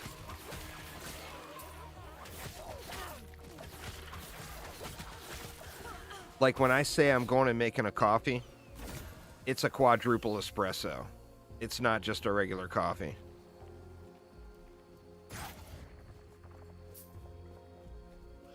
But I just, you know, like I said, it's a tolerance thing.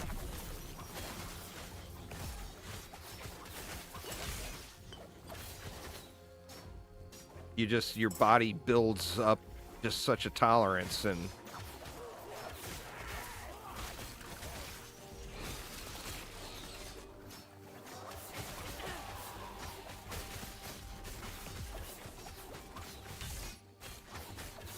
Not happening.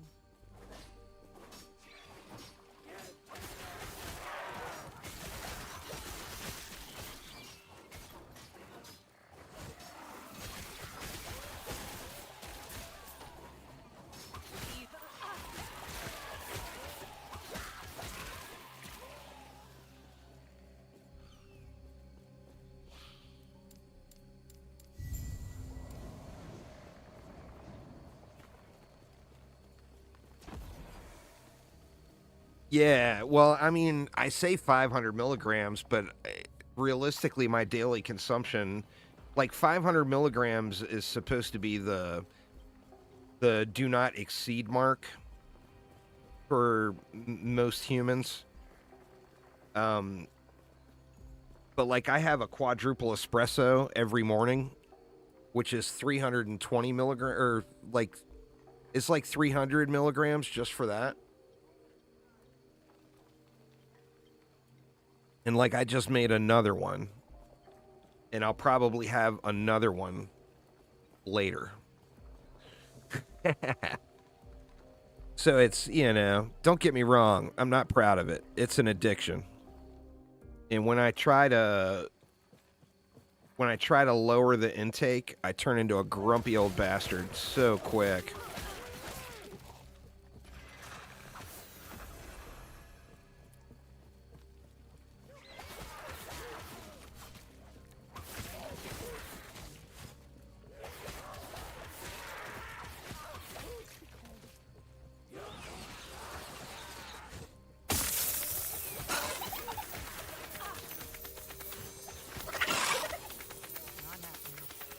Oh, come on, dude. Don't run across the world. What's he got for me? Thorn Slinger. Bleed on hit, +1 physical skills. That's a physical skill. Movement speed. The throwing attack speed isn't going to do anything for me, but everything else on that seems kind of okay.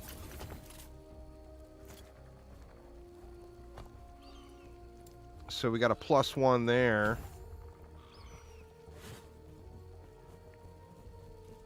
Not happening.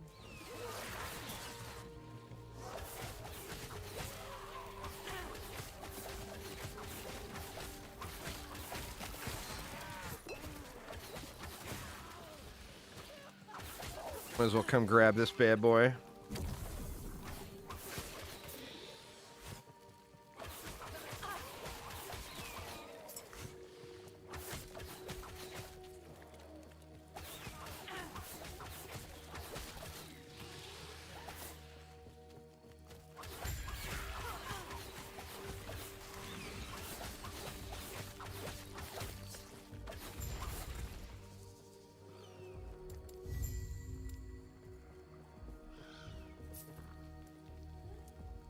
Damage over time, physical damage. Is the 9% physical damage? Probably. Better than the 22% chance poisoning.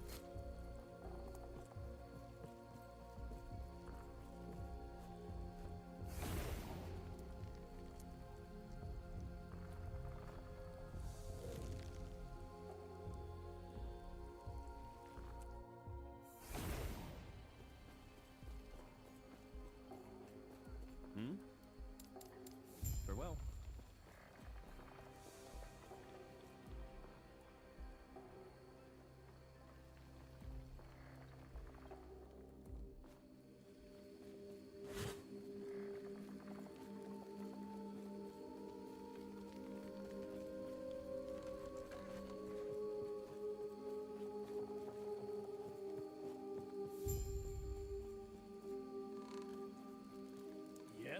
What's up, y'all? Oh, y'all going to turn into baddies, are you?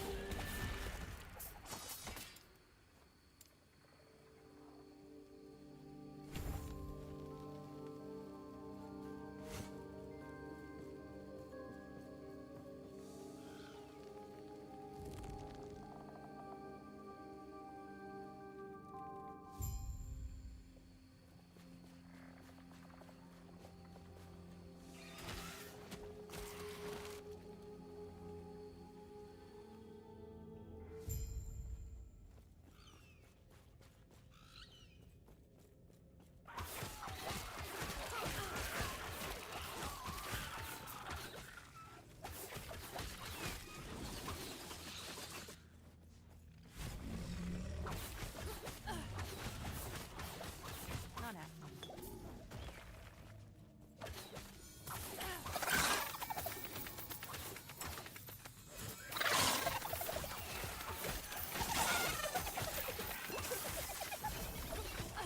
A wand, boo! Don't want a stinking wand.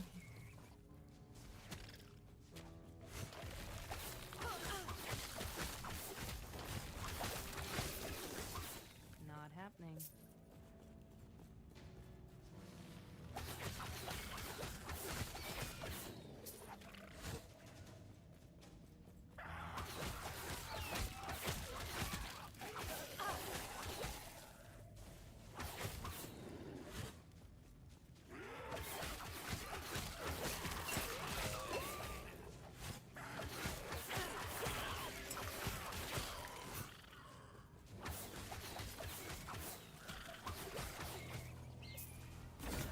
All right, what do we got? Good for that. Ooh.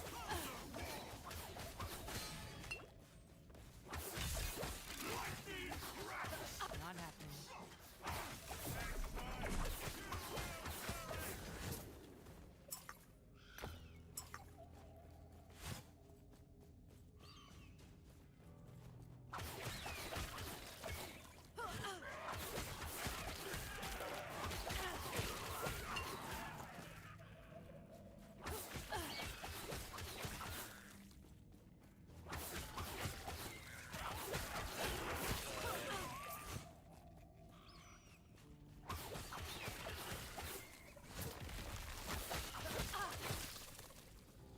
I am already... That's crazy, man. Crazy. It's not knowing what you're looking at and playing a class that's unfamiliar to you. But I am already about an hour behind where I would normally be on a Sentinel. That's just nuts to me. That I'm playing such a faster class, and I'm way, way behind. It just shows you when you're, you have to stare at the gear for a minute and see if you think that something's a better piece and looking through all the skill trees or whatever instead of just knowing where to place everything. Not happening. Knowledge is power. That's it, man. I think before I want to end up doing like probably at least 2 of these practice runs. Shit, gold. On a pally, because I think a paladin is going to be my starter. I'm just really liking a lot of what I see with the paladin.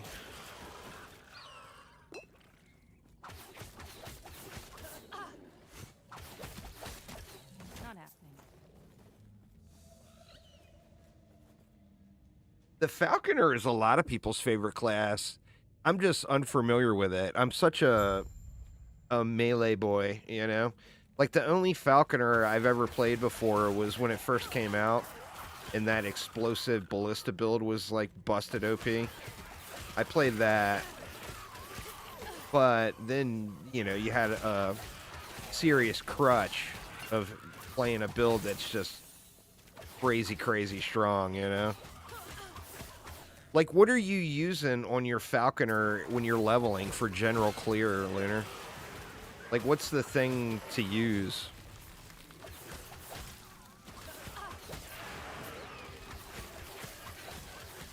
Like, the Falcon Strikes thing seems crazy, crazy strong. You kept hopping around. I mean, it feels okay what I'm doing. It's just, I guess it's not in my normal comfort zone being a spin to win fanboy, you know? Not happening. I did a test run a few days ago on a Blade Dancer, and that felt incredibly cracked.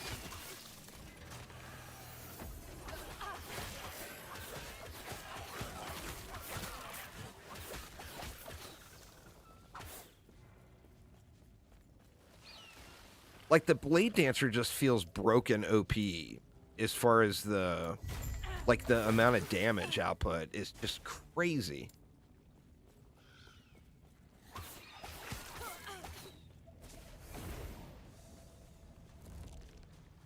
You know, it wasn't abnormal at all on the Blade Dancer to feel, to see shots hitting for like 2K in Act 1 with crappy gear, you know? I mean, just really, really strong.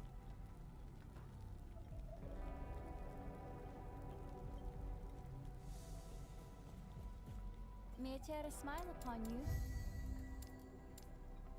All right, see, here is the thing. I'm just unsure of what I should spec into, and I see stuff like this dexterity here, and it just seems so good.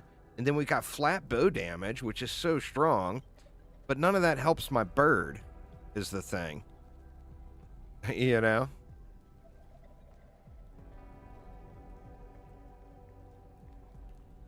See, here we got bow damage with Falcon buff.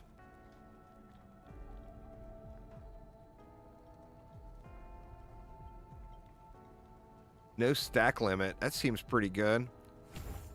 Let's just keep working into the Falconer here, or into the bird. We'll go into this Ranger's mark here. That seems fairly strong.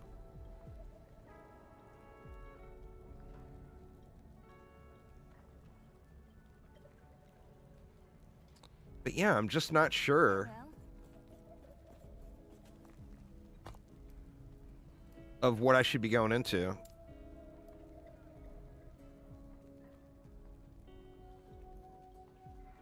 I can tell you from the practice run I did and seeing other people play the Blade Dancer, it's without a doubt just super, super strong. You know?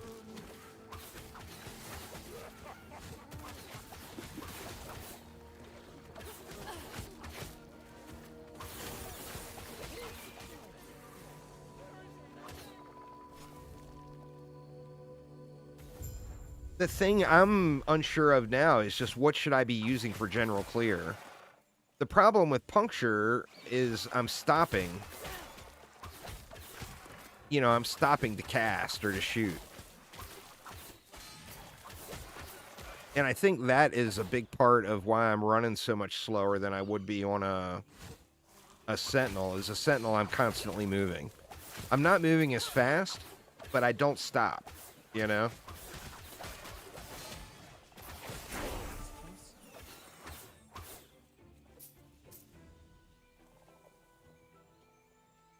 Yeah, I think bird damage is the way to go. Now, there's some dex, and I got that dex stacking thing. But I feel like that has got to be a little bit of an upgrade.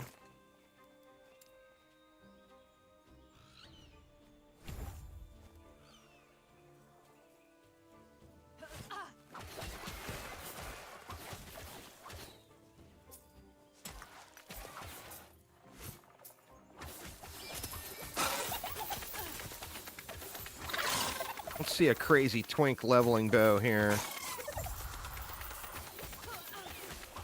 Hook it up. Body armor and a belt. Let's see what we got. Urzel's Pride. I mean, that's an upgrade over what I've got. And then Viper Tail. That's all melee related.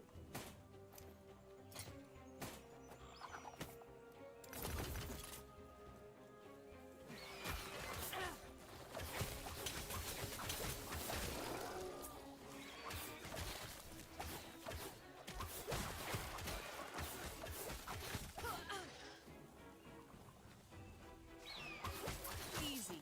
Too easy.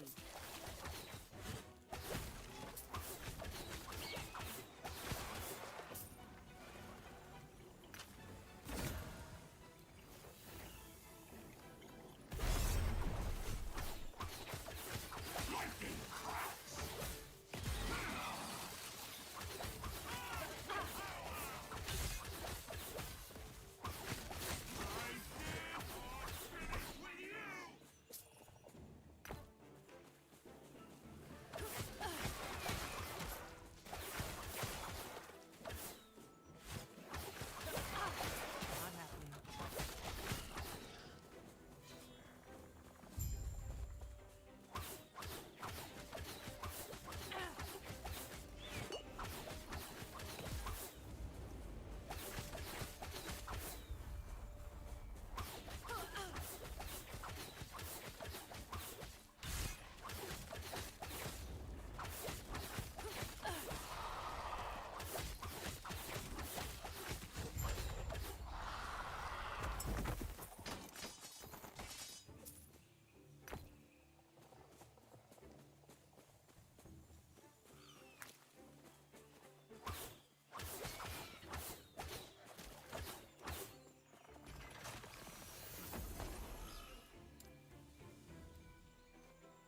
You go all the way back here.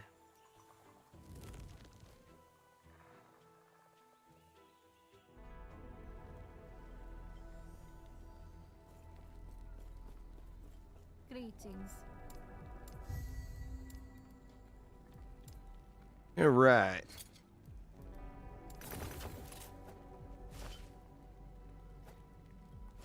Don't have any other idols yet. Wow. I can't believe I haven't gotten any idols. I didn't throw any in here, did I? No.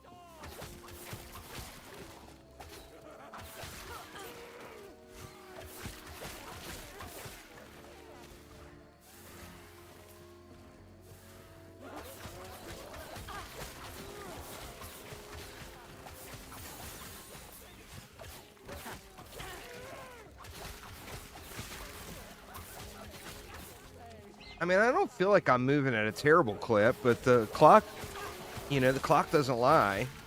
I know, I can't expect to be fast as the Sentinel since I don't know where the points go and I have to look at it so often.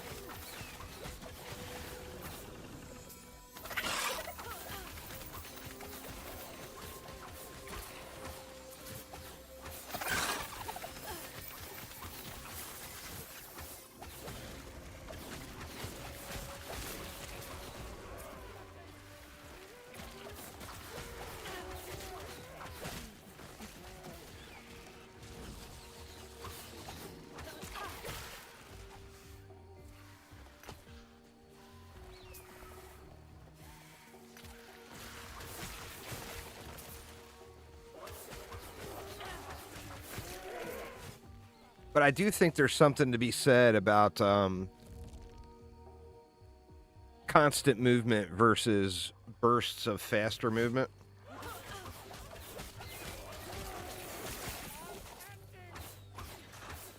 I mean, I'm at 2 hours and 15. No, I took like, what, a 10-minute break? So figure I'm probably, just say I'm at like 2 hours now. Last night, I did a Void Night test run after dinner. And I completed through to Act 5 in 2 hours and 15 minutes. So,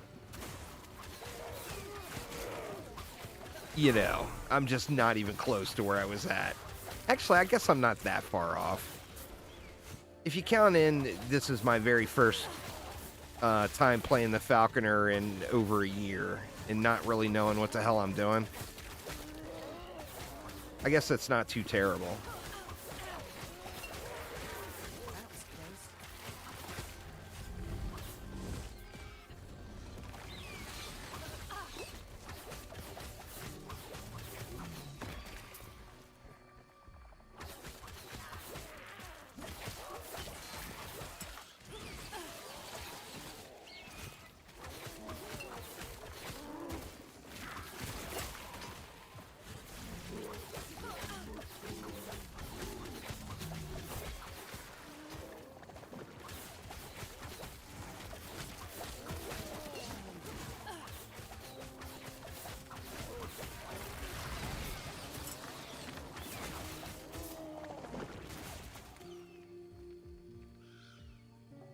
Bow damage, poison on hit.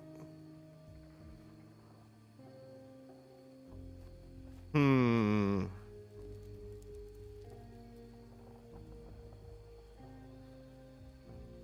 guess it depends on what we can throw on that for... What can we throw on it?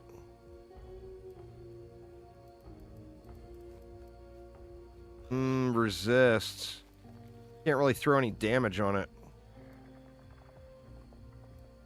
The forging potential is how much you have to spend on crafting. So we see, like, I've got 21 forging potential, and it costs between 1 and 18 to add this. Now, you can also use these Glyphs of Hope, which give it a 25% chance not to use any forging potential. But, so I threw cold resistance in. That dropped me to 17. But I want to upgrade my bow damage. Now, that used 10. But I do have enough for one more. And then not enough to forge that.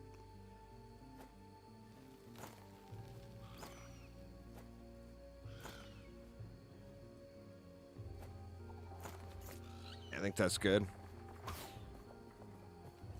The crafting system is really good.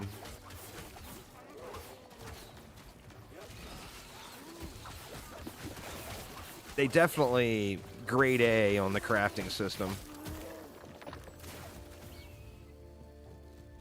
I mean, it's what a crafting system in an ARPG should be, you know?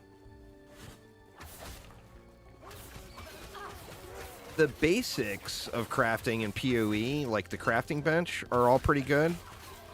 But it gets just so blown out with everything else added in, like the late game crafting. And I mean, I've always gotten really into the crafting in PoE. In PoE 2, the crafting is just trash.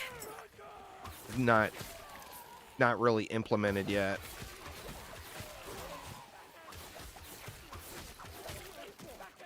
I'm sure PoE 2 will have a good crafting system, but just that game just needs more time to cook, you know?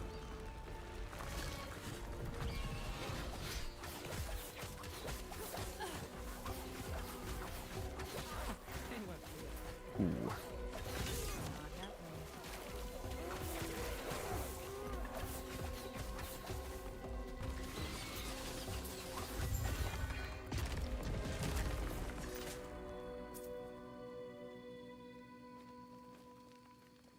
Bow damage. See, that one's got +8 flat damage on it.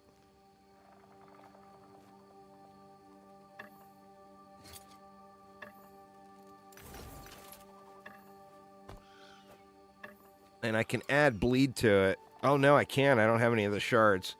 Well, I'll have the shards. I just don't have any right now. So I'll save it.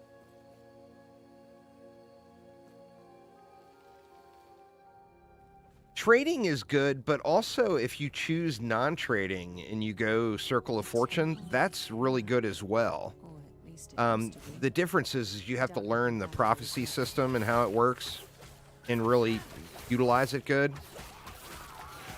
But, I mean, you can run an Echo when you've got Circle of Fortune completely loaded up and end up, like, completely covering the screen with loot.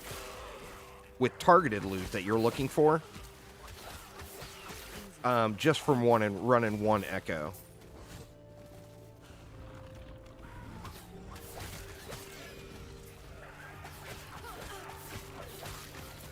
But the way they did the trading system too, with the crafting or with the auction house, basically, is very, very good. Damn it, man! Die already.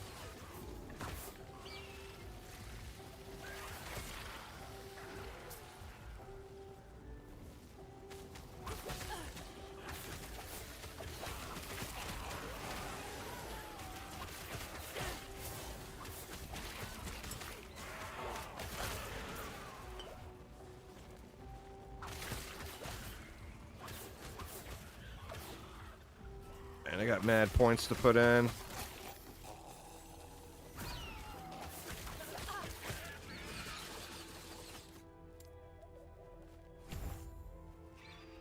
Go there. We'll go there. Getting beat on. Saved by the bird. We got another point.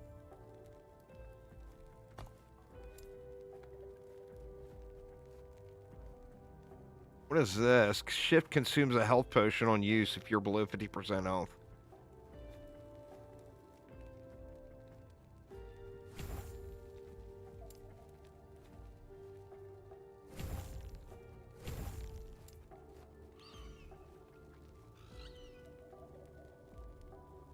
Physical resistance shred.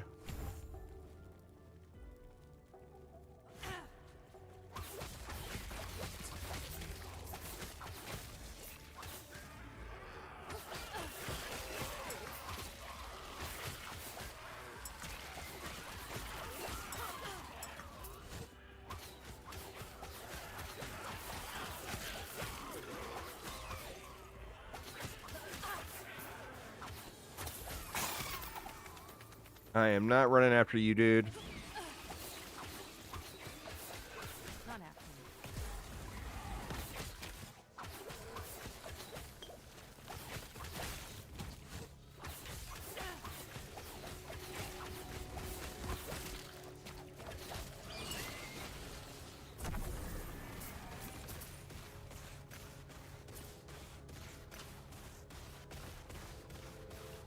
What do we got there? +1 decoy, then throwing damage.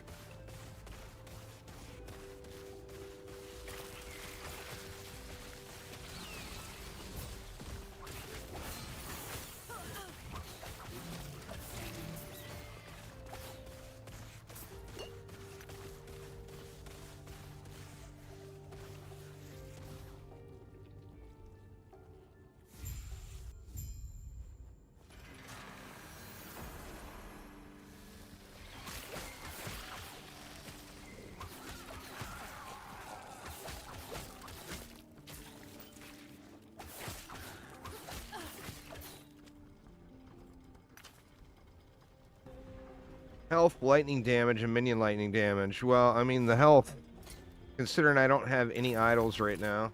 Oh, I can't even put it in. Not a very good one anyway.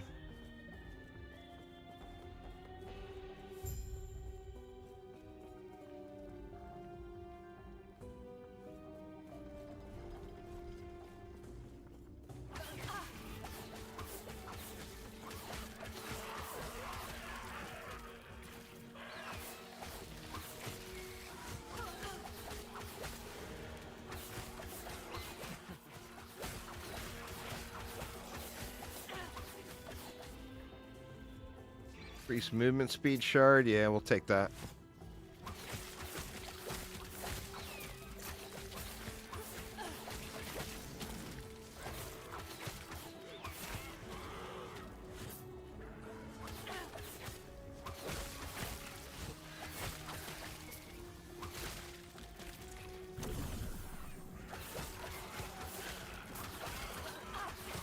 Thank God there was a pylon there, because that was the wrong way. It worked out. Since I got the pylon, but...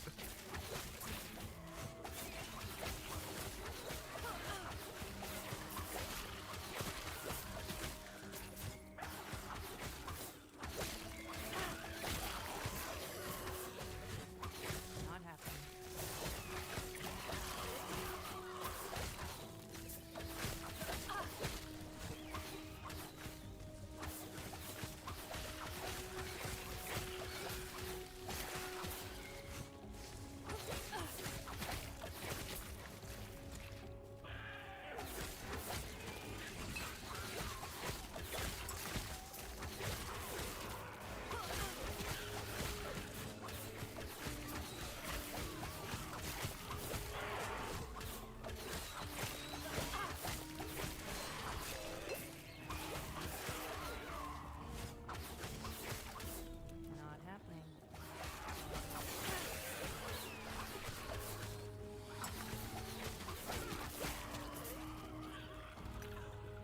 The dexterity shard.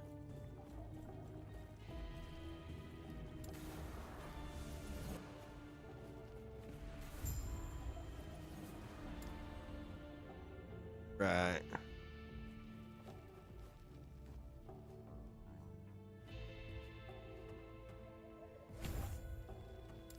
I don't think that's actually going to do anything.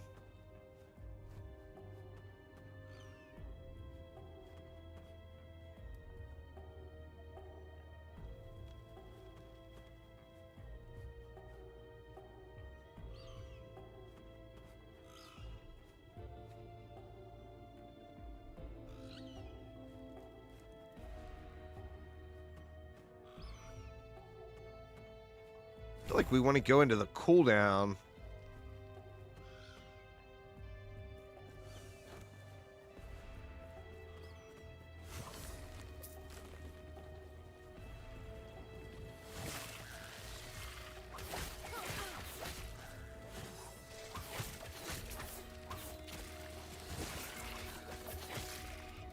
Not happening.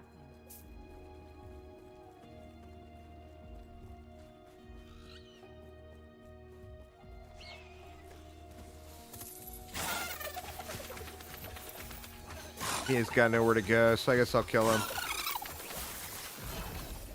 What do we got? A helmet. No blind. Caster helmet.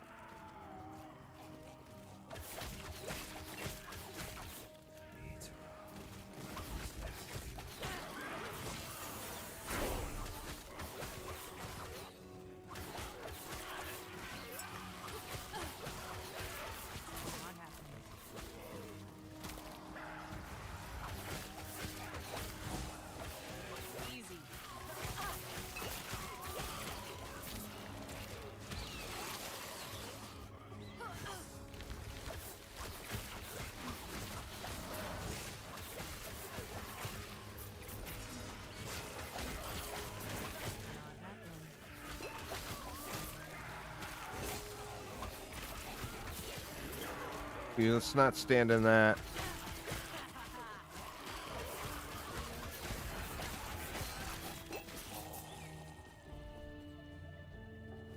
Phantom Grip, +2 to minion skills. That is considered a minion skill, right? It is.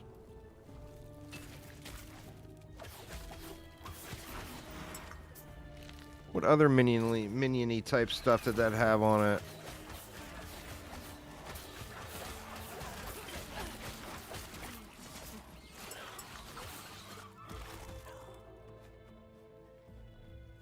+1 to shift.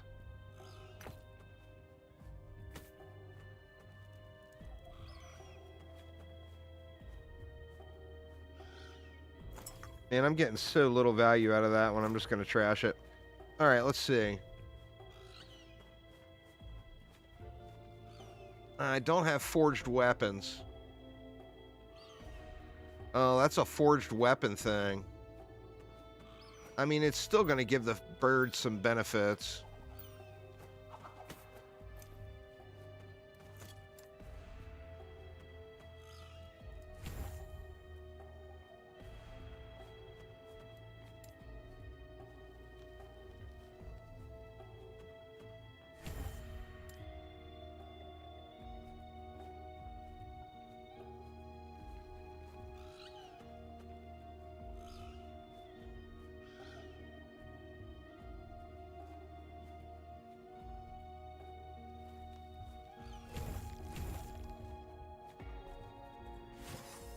Keep this bird slapping.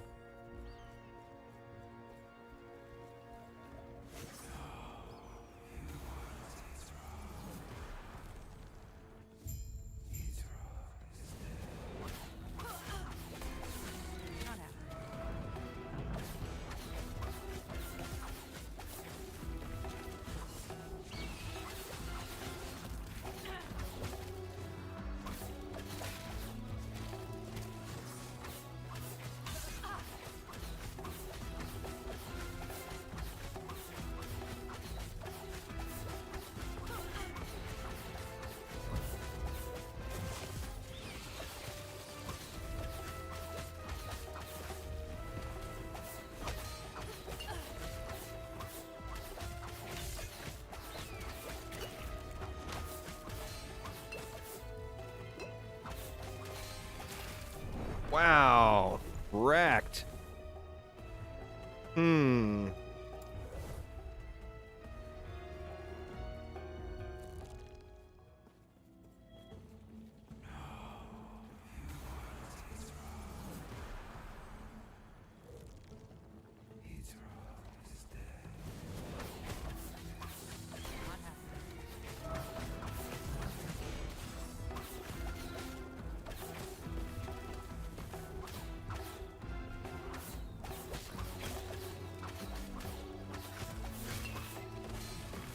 Ooh.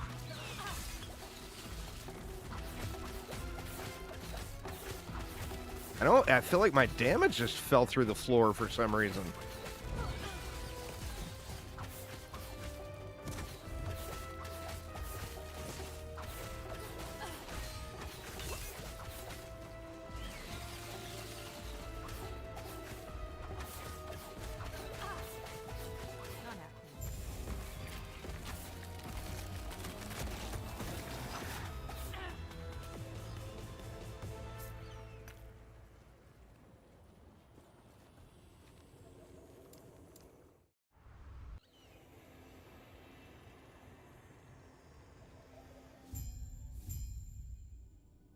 All right.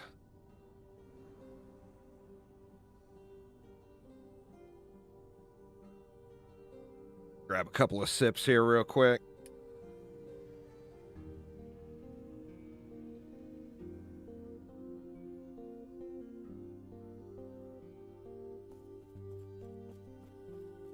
Gotta talk to homie upstairs.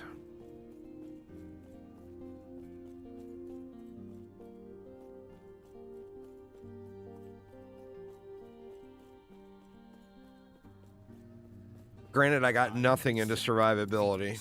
I only got 300 health. I definitely need to get something going with that. Part of it is that I'm not finding any idols. I guess I need to kill some of the blue lizards. I've been running past the blue lizards.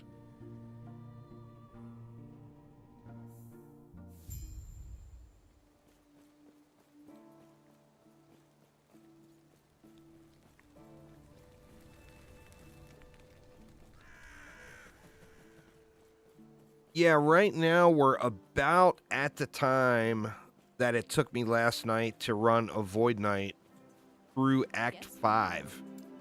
And we're just now starting Act 4. Stay safe, I see. They're definitely not doing anything in a very timely manner here.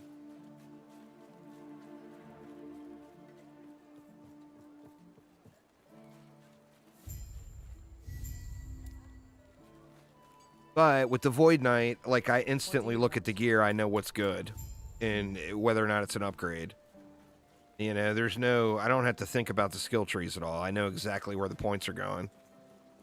For all the Sentinel builds, for that matter.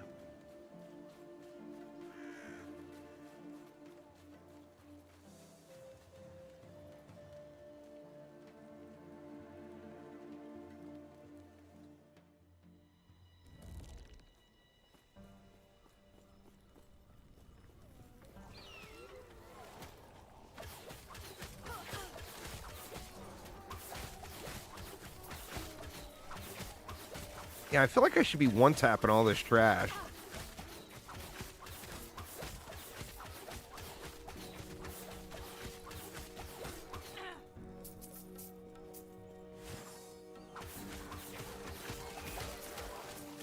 Did I do something? No, I don't have any. Seeing if I unequipped something by mistake or whatever.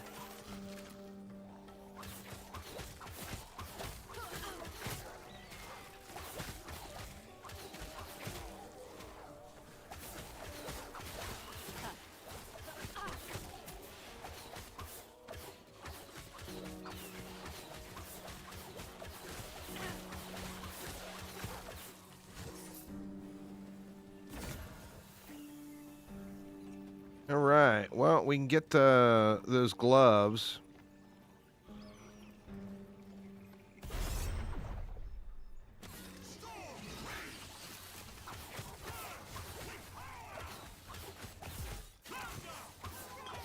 Not happening. Oof.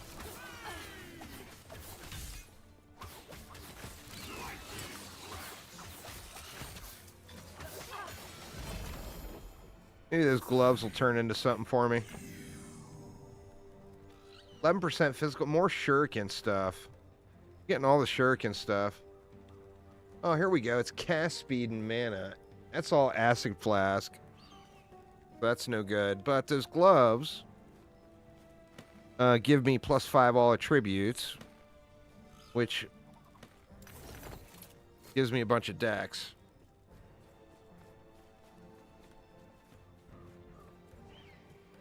Which is giving me flat damage because of the boots.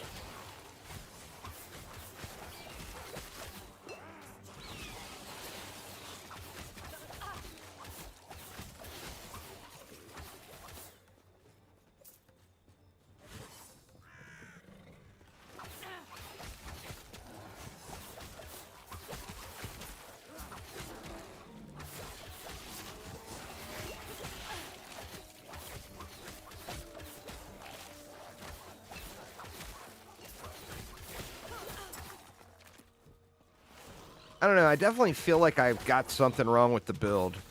I feel like I should be going a lot faster than what I am.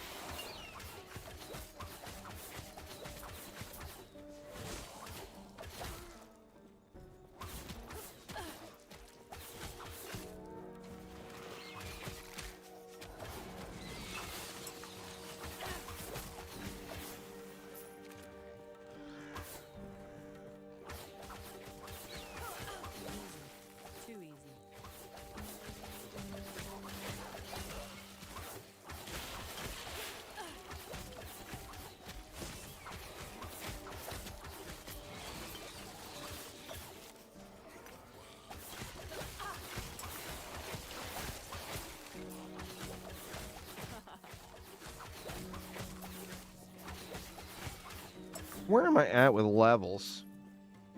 This is a level 23 zone. I'm level 27. I'm 4 levels ahead, so I'm killing too much, I think.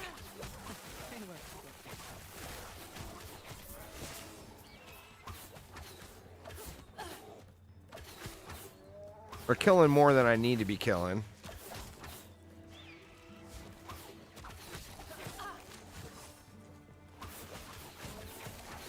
I think this is the wrong way. No, maybe not.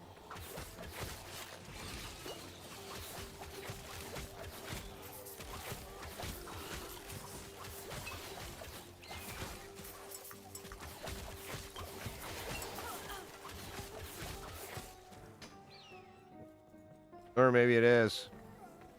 Yeah, this is the wrong way.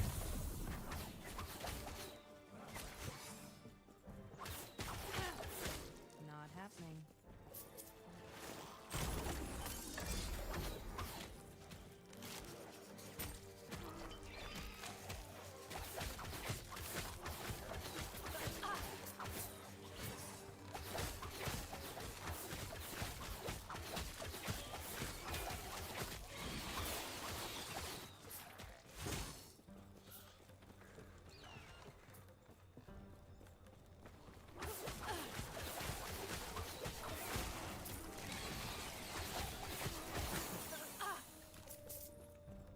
What's he giving me anyway? Throwing damage. Of course he's giving me throwing damage. Why on earth would he give me melee or bow damage?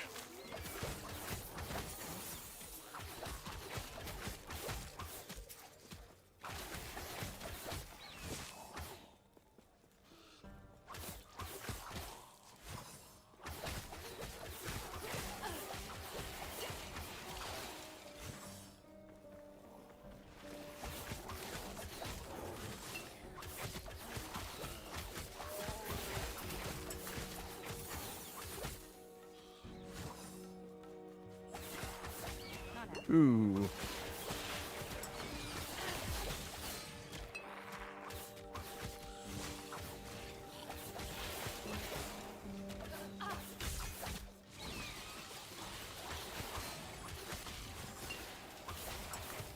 This guy catches me off guard every time I come through here.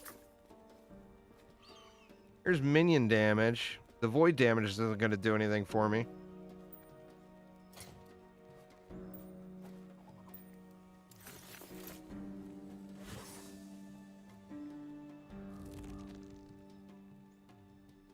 What's up there, Niall?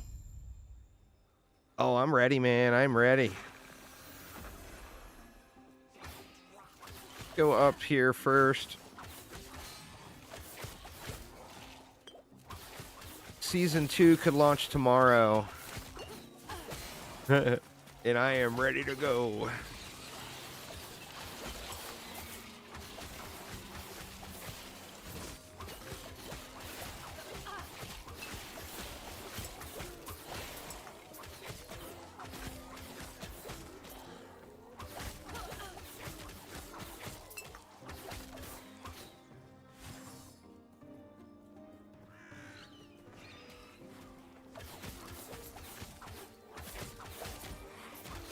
At this point, we're at staring at the clock.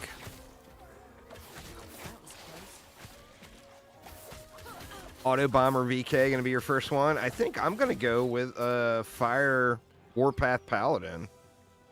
I'm not 100% positive yet. But I think that is going to be my starter.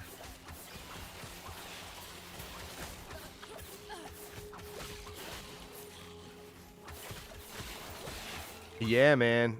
Need that clock to move quicker.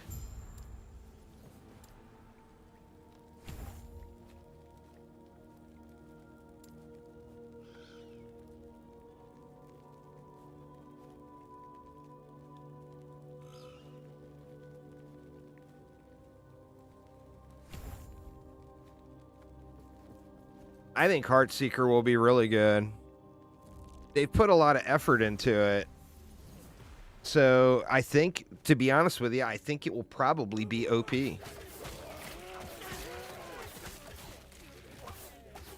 They put a bunch into it, and I think it will come out really, really strong. And I think one of the reasons is they're going to want people to play it, you know, because it's like the new reworked stuff.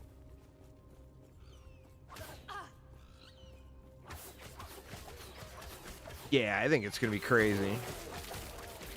I know a lot of people that will be playing that.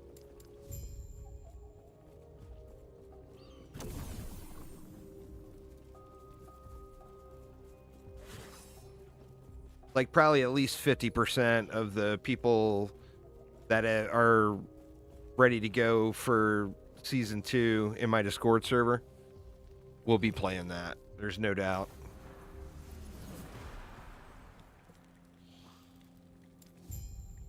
Here you go, homie. I ain't gonna kill nobody, I promise. Except these guys right here.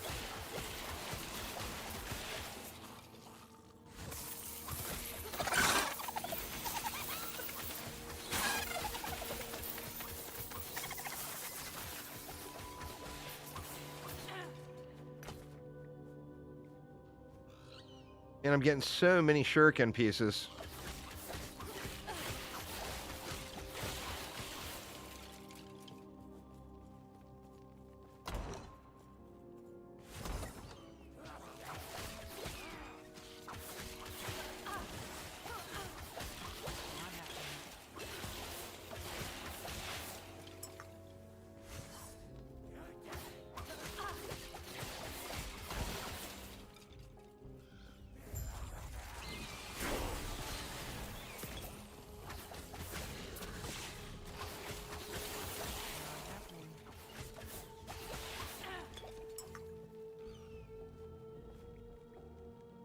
Bow damage leached his health. That actually sounds really helpful.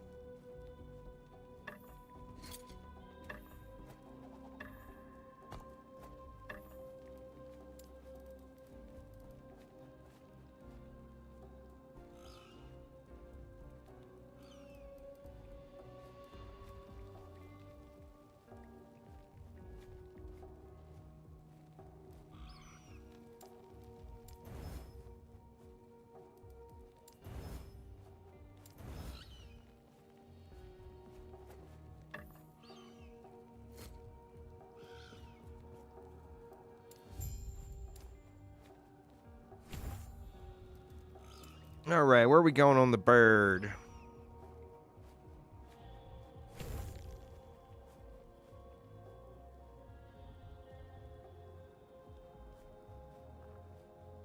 Oh, wow. That seems pretty good. All right. Go. We can just go to there.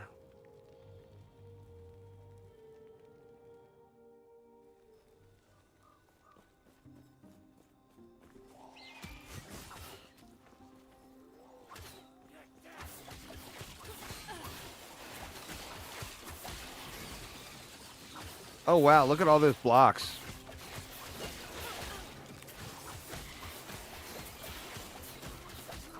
That was unlucky.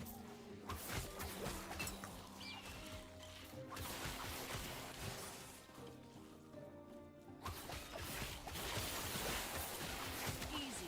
Too easy.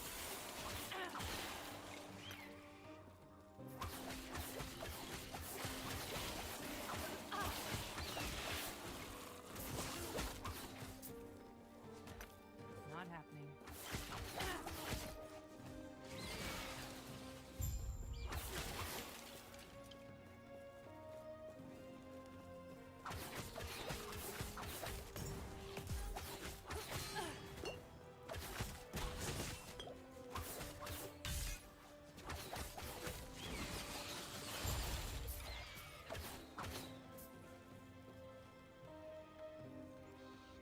Yes?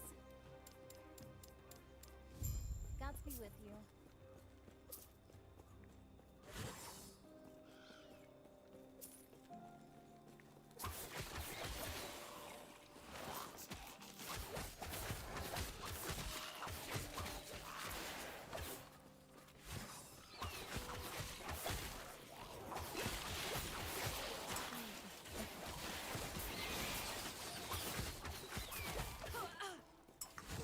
Bird's starting to hit pretty hard.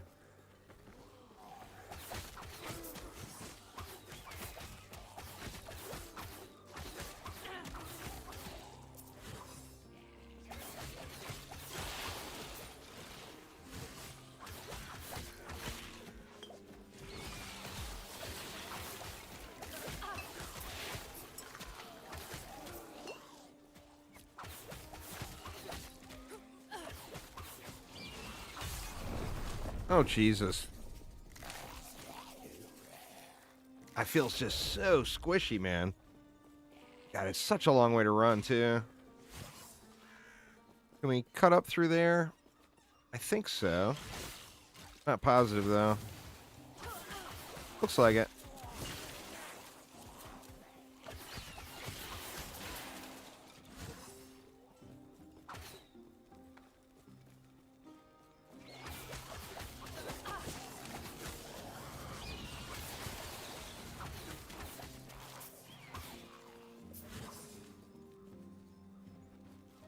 Not happening.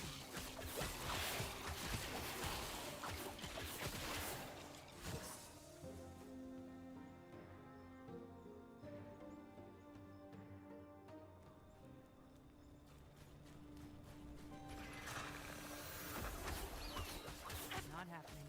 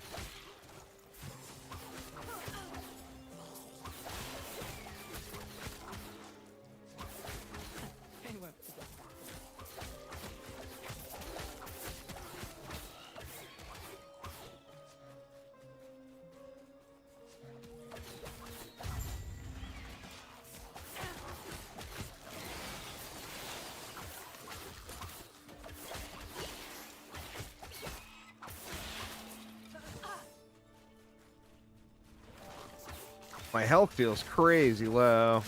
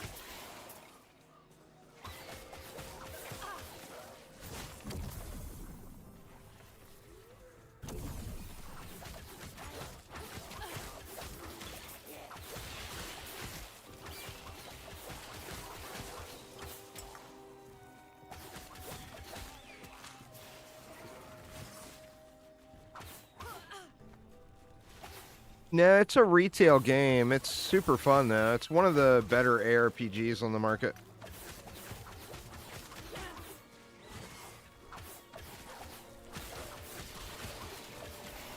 The only really decent free-to-play ARPG is Path of Exile. See what's in here.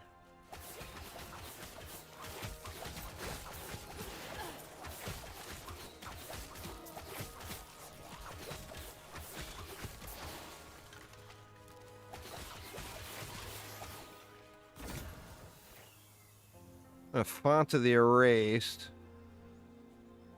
Not really spending any mana, so that's not going to be super helpful.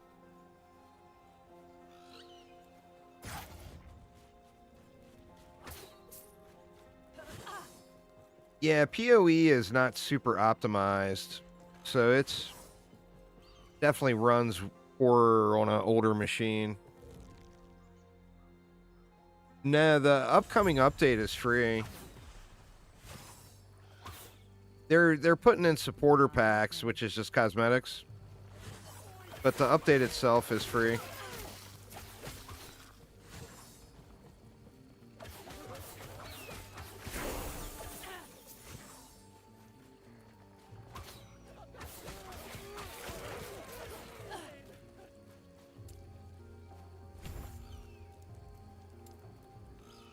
And where were we going? We got that physical shred resistance, which is just good. Oh. Bow hit damage per pierce.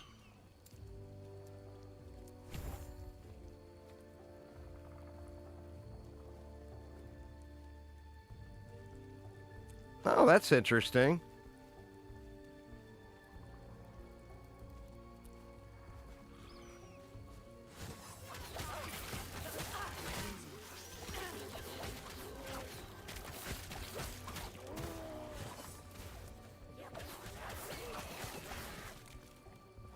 Yeah, it's a good time to come back to the game. Figure what is today? Today's the 9th. So we got 8 more days until the big update. And it's a huge update. It adds so much to the game.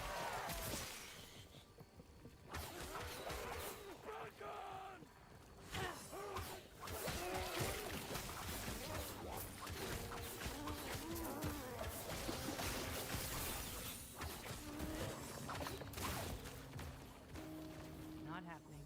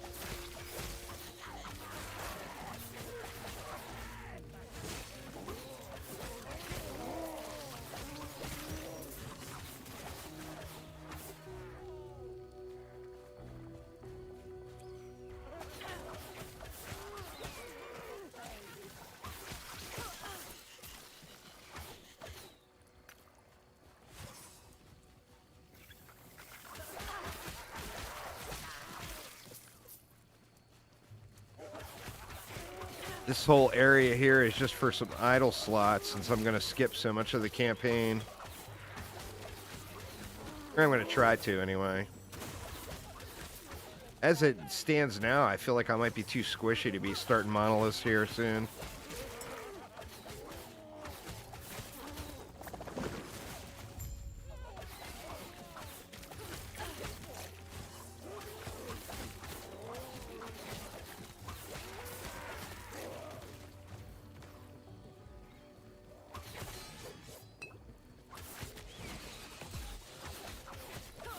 Not happening. Wow.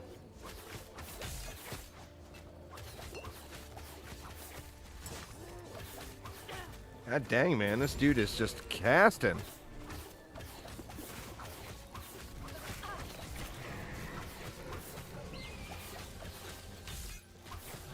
Oh, wow. That bird just chonked him. Need to get the cooldown on that up.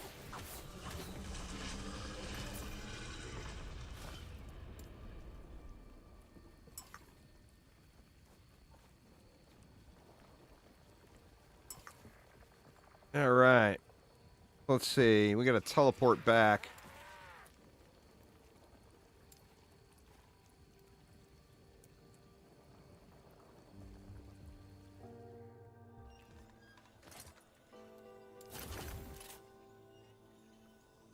Chance to poison and physical resist. Yeah, whatever.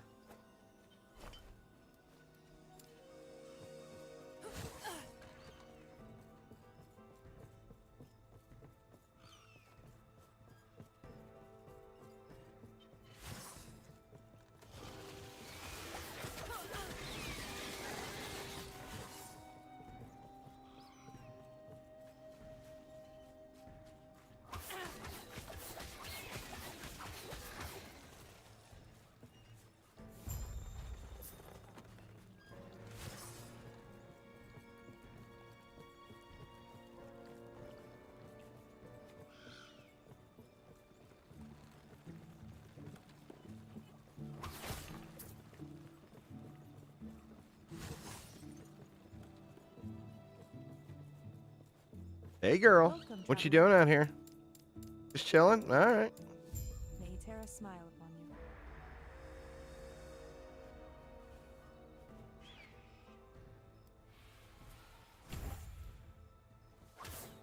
Start putting some points into survivability.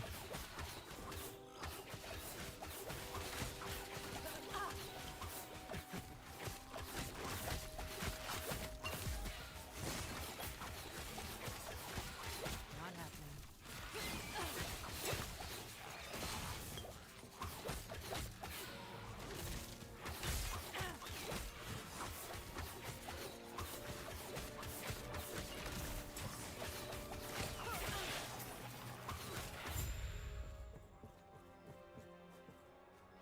Welcome, traveler. May Terra smile. Not happening.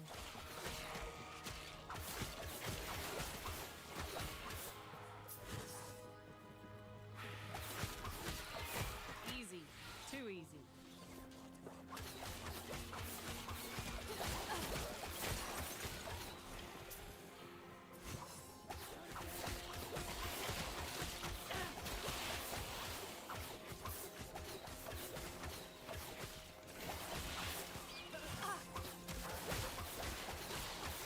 Not happening.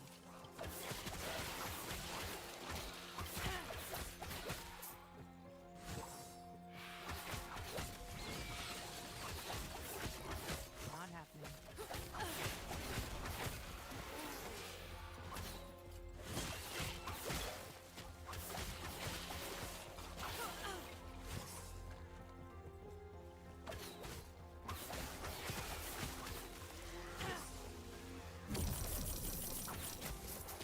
Man, I tell you, I'm just getting all the crappy pylons.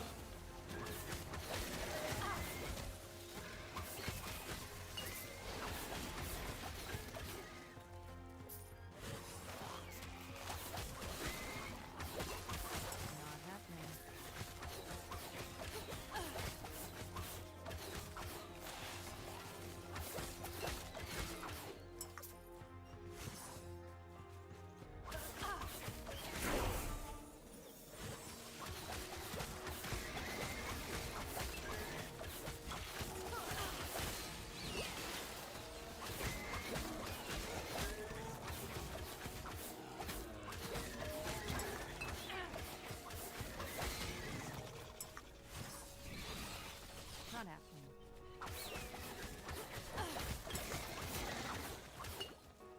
When am I going to get the big AoE?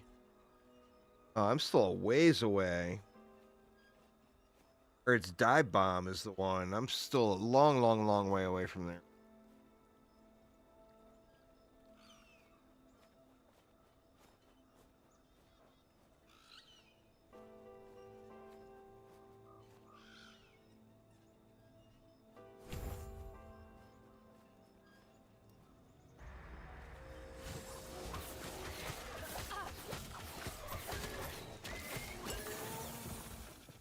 I got those boots, the Dex Stacker boots, so when in doubt, add Dex, I think is the play here.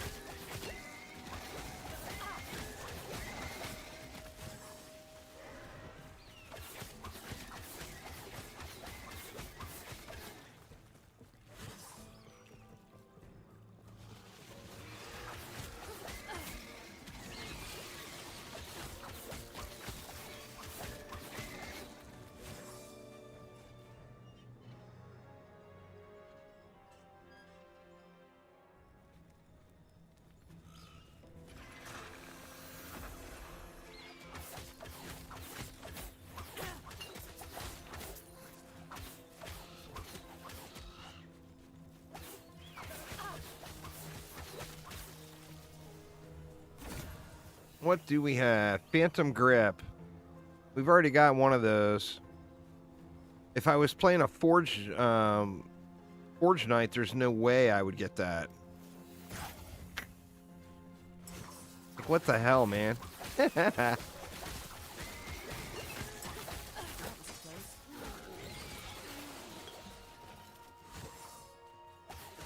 Or a Forge Guard.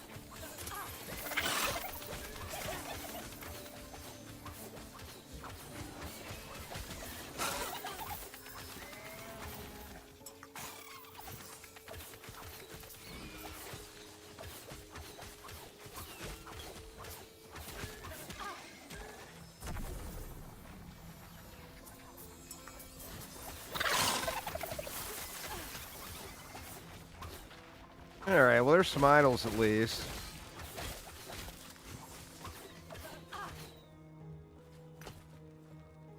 Anything worth a shit?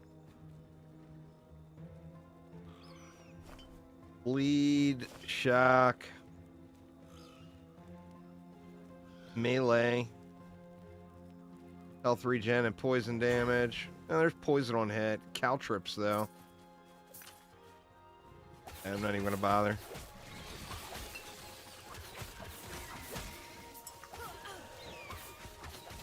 Not happening.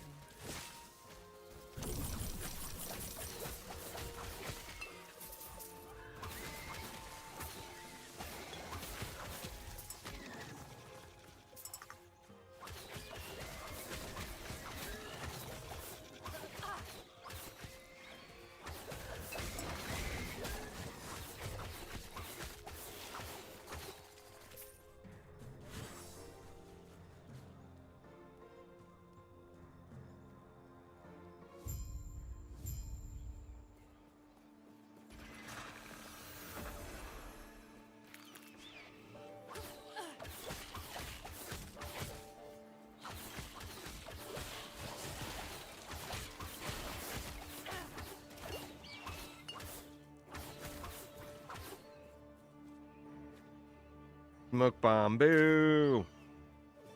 I mean, not that smoke bomb is a bad thing, but...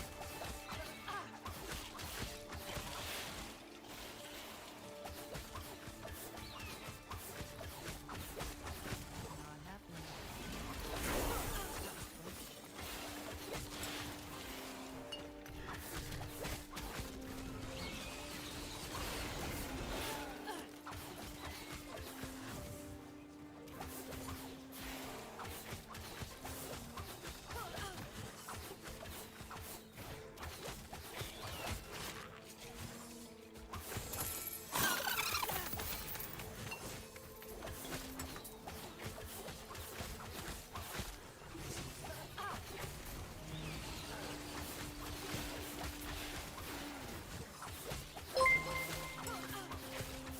Thanks for following there, Wiz. Appreciate you. Welcome, welcome.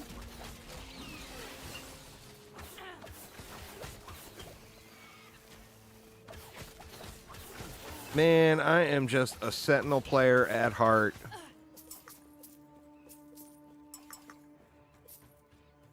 I feel so weak, and it's because I just don't know what the hell I'm doing.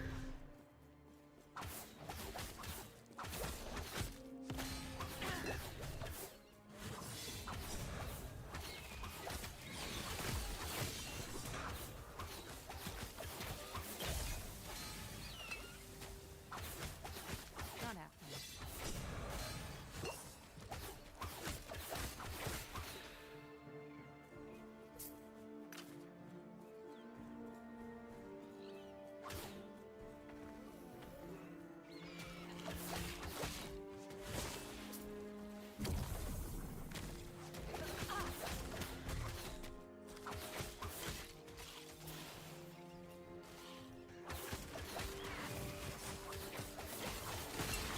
Whoa.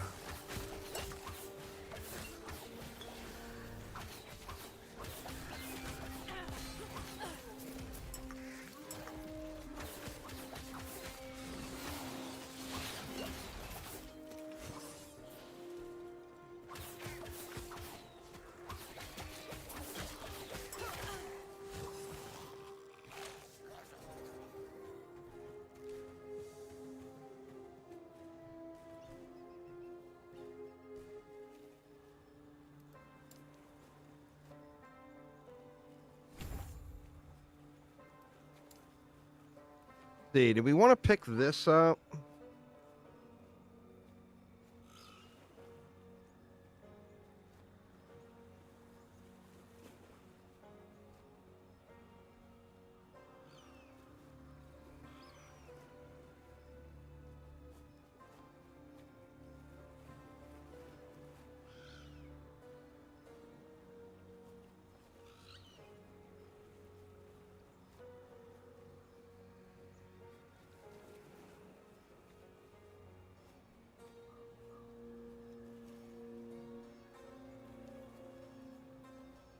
Oop, need one more here.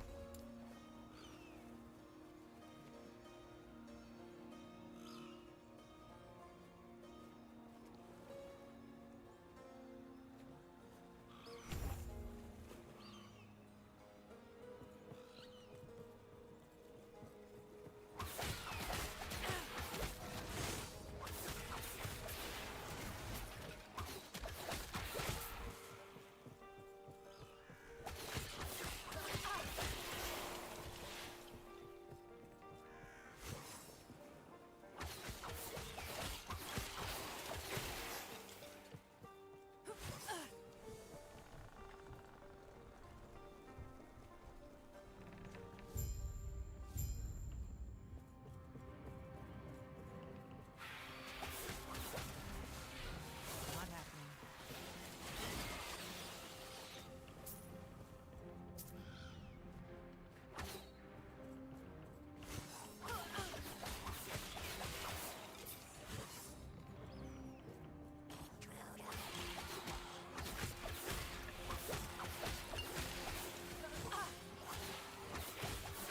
happening.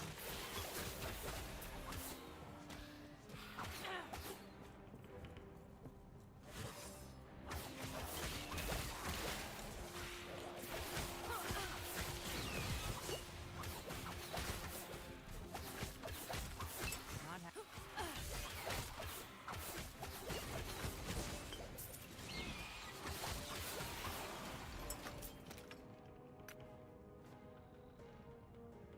There's minion damage again.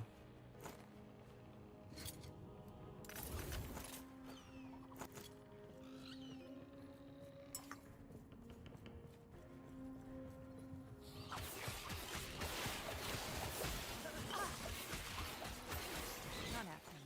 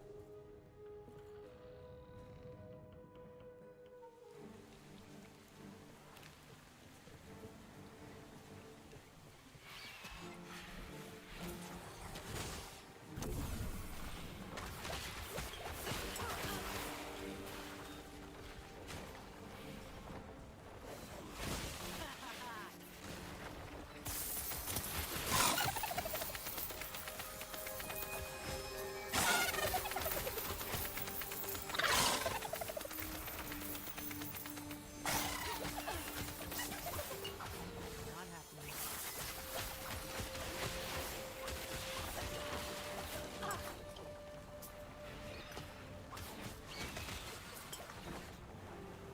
All right, what do we got here? Stun chance, physical damage for ballistas, crit while dual wielding. Boo!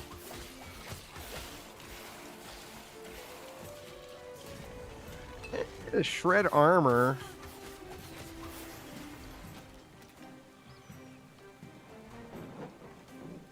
Spell crit. Just one Falcon, and then you just make the one Falcon more and more powerful. It's a pretty heavy fan favorite. I am just don't know what the hell I'm doing. I'm very new in the Falconer department.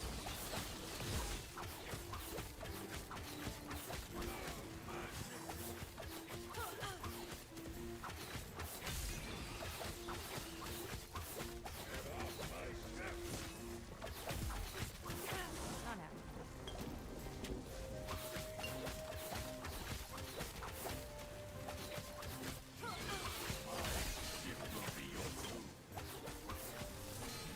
God dang.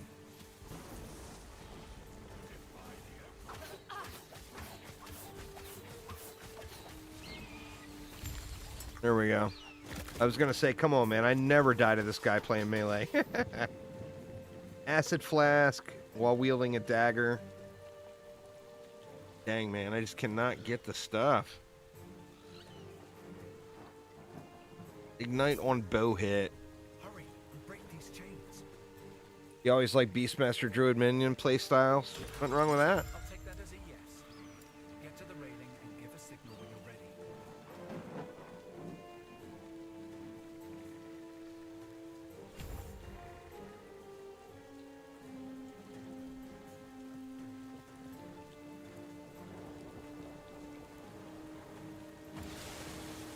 You got the squirrels, man. You got the squirrels in Last Epoch. Well, that was Right, chapter 5. So, we're close to getting to the skip. Please, go on without me. The entrance to the sanctum is actually just right over there.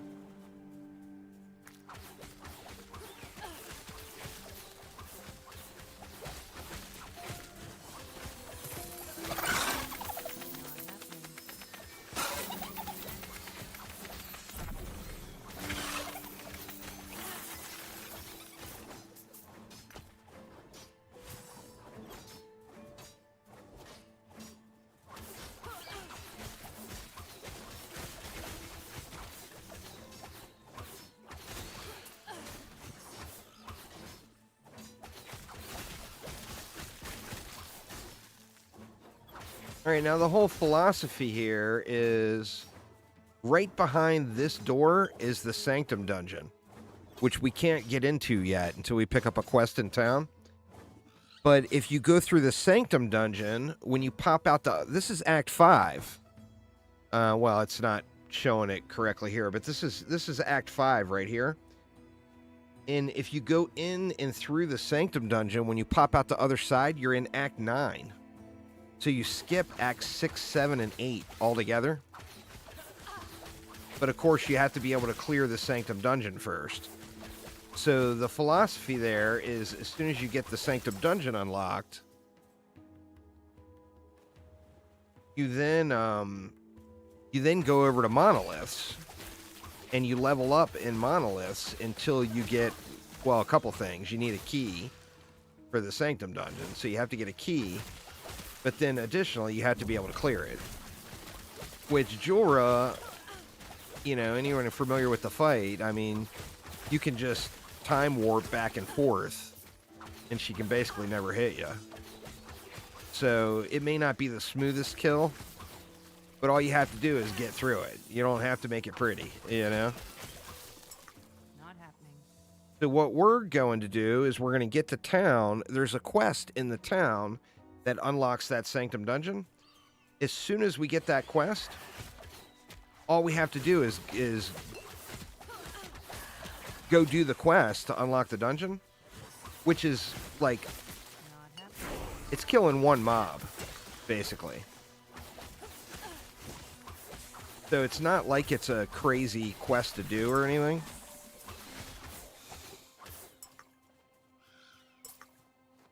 And then there's two different options. First off, obviously, this is the earliest possible skip. Skipping from Act 5 to Act 9. You can also go through to Act 7, which will unlock all of your passive points and all of your idle slots. And then go back and do the Sanctum Dungeon. And then that allows you to skip Act 8. So Act 8 isn't too bad, but you got Lagon at the end of it. So you got to fight the crab. And then the zone itself is fairly long. So you get to skip Act 8 altogether if you choose that route. That route is actually super easy. Because by the time you get to Act 7, you can clear Jorah, no problem. You know? So clearing the dungeon is just a non-issue at that point. I went the wrong way here. The Paladin actually feels better than, as far as the early game, to me, the Paladin felt better than the Void Knight. I don't know. I'm going to do another practice run of both to kind of give myself the side-by-side comparison.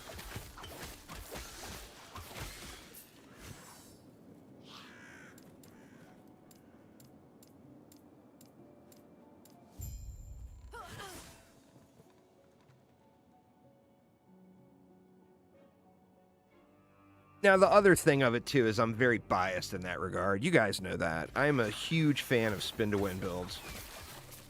So, in my mind, it's just better because I like it more, you know? This build is actually supposed to be just completely cracked, but I didn't look up any sort of guides or anything, and I don't really know what I'm doing.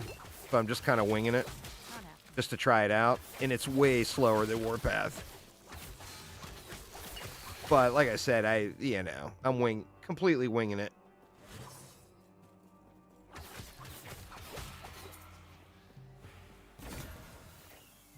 All right, we got the Sunreef. Man, that would be incredible in the Pally. We're just going to banish those.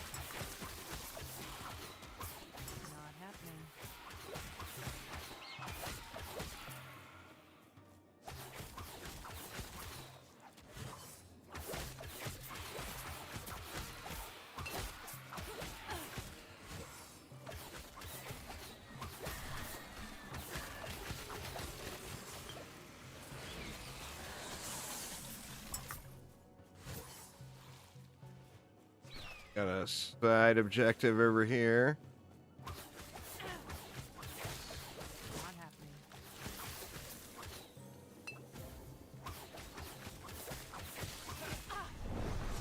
God damn it, man.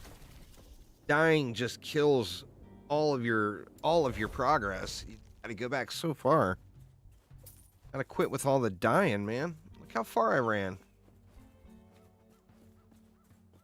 I was right at the objective, too. That's the little shocky guy. The little zappy scorpion.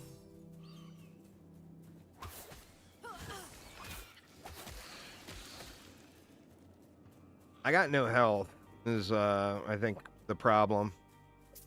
Why I'm just getting, one tapped or two tapped by so many mobs. Need to get some health going.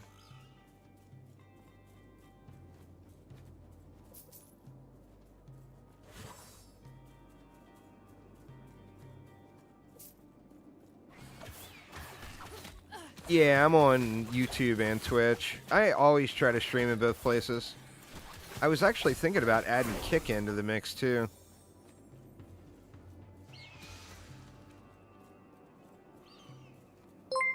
Deuce with the sub. Thank you so much.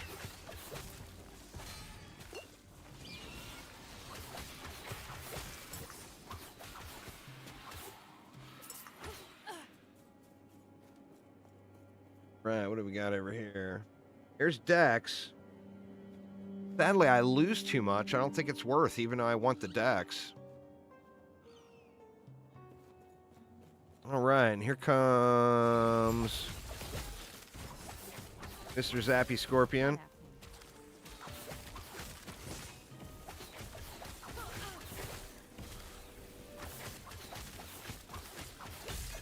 Ooh, whoa, whoa, whoa, whoa!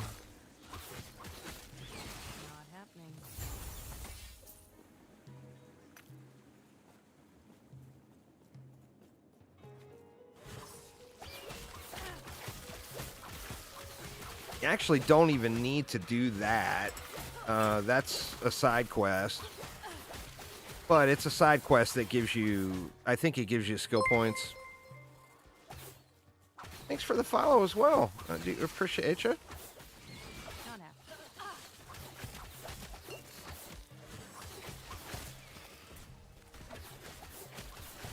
Ooh.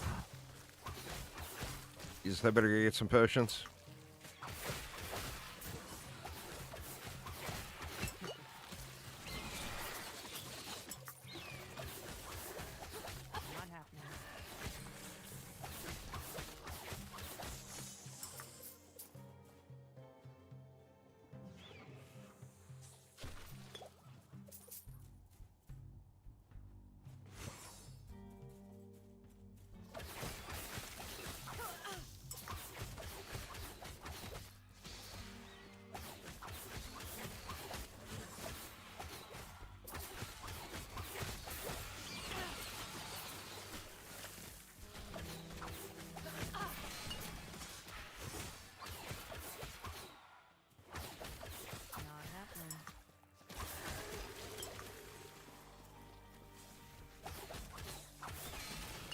Yeah, man, these scorpions hit so goddamn hard.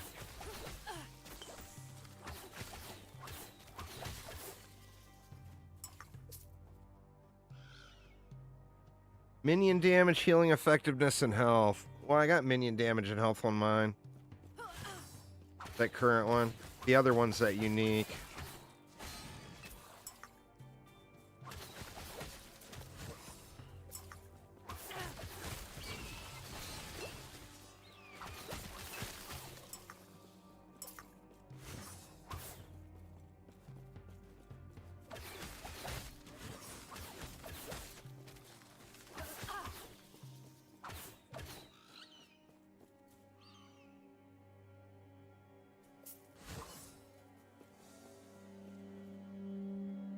So we got to get to the Oracle's Abode is the name of the zone. And that's what's going to give us the quest to open the dungeon.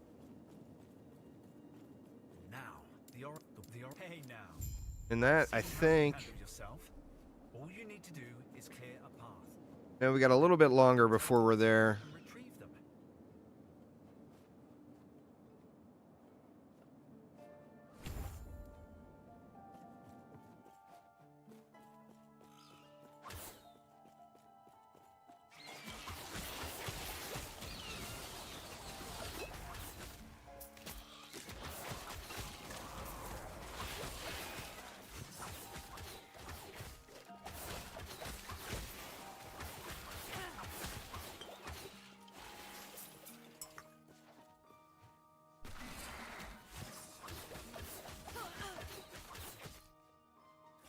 So attack speed, physical resist, and increased health.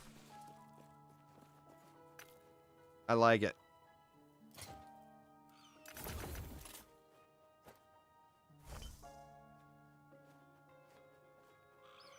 Let's see, what can we do with that?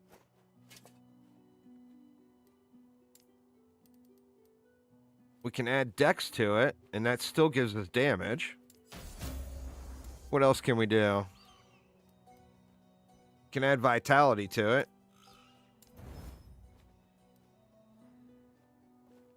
I think I want to go more dex. All right, very nice. 6 dex, 3% increased health. We in the money.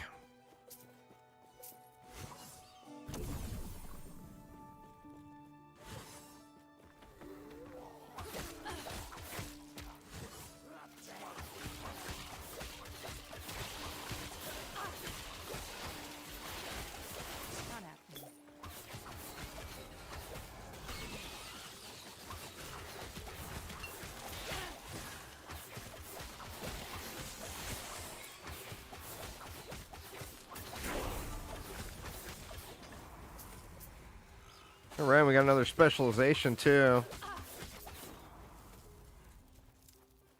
Go one more. I'm going to bounce back and forth between dex and survivability here. Then we got that shred resist, the rending talons. Let's go more into the heal. Now, what do we want to put here? I feel like we put smoke bomb there.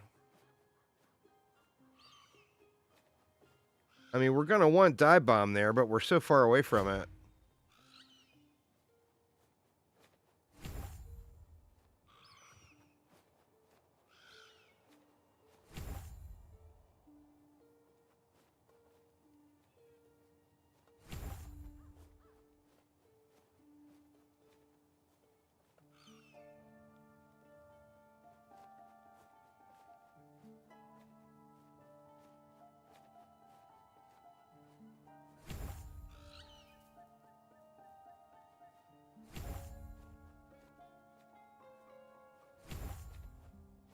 All right, gonna have to start using smoke bomb a little more.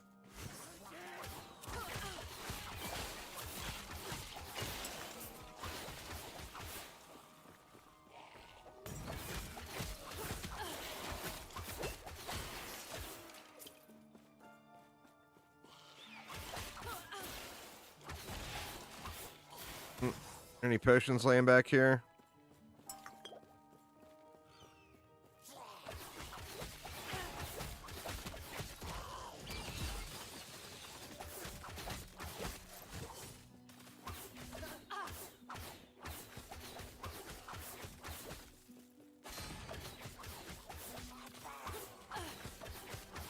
Dude's a little tank, huh? That sick buried in the slums. She told me of the hour.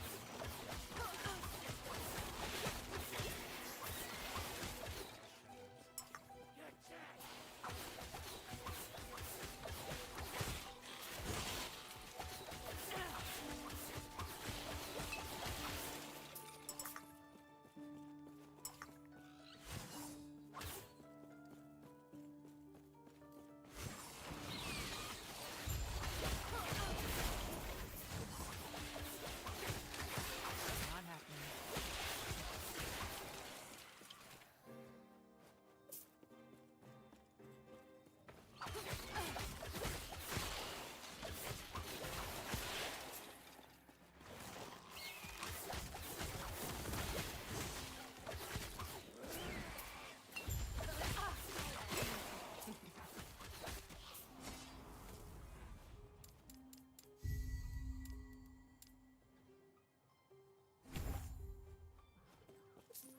485. I don't feel like I really made all that much progress with my health. It's better than nothing, but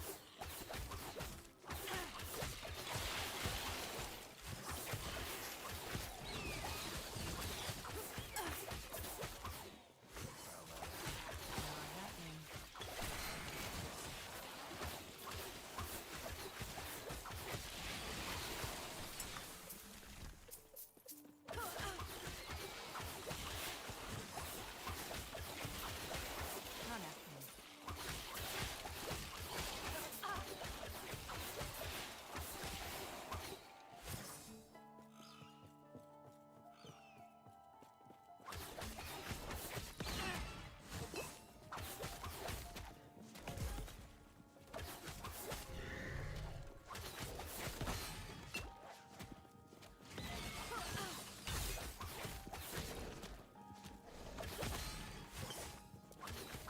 Not happening.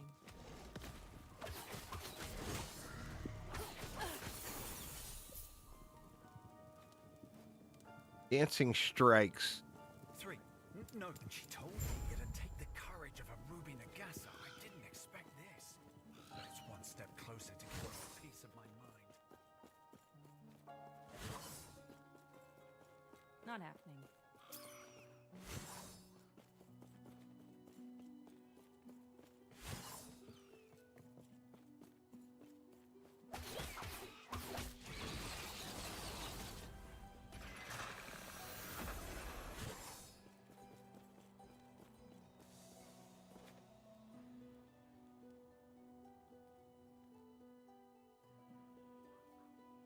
Getting closer and closer.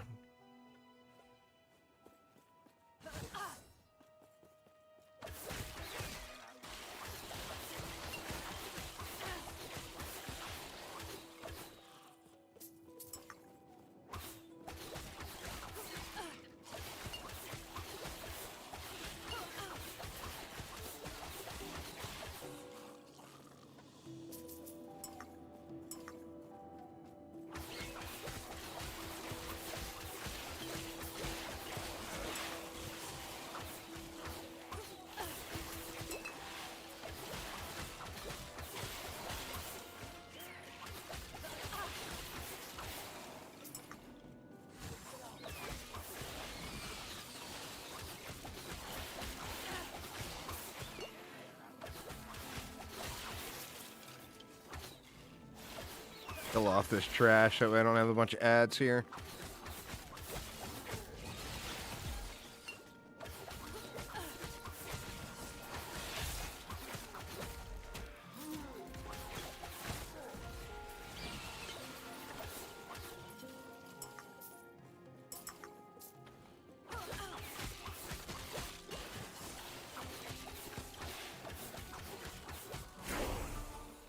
This square. I wish I'd seen it.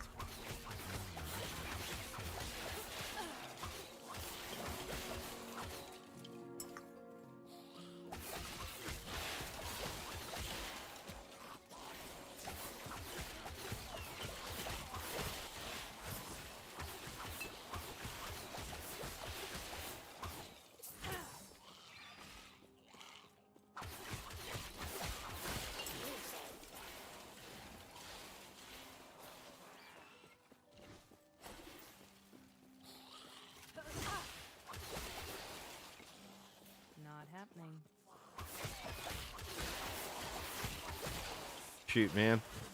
Went the wrong dang way. Every time.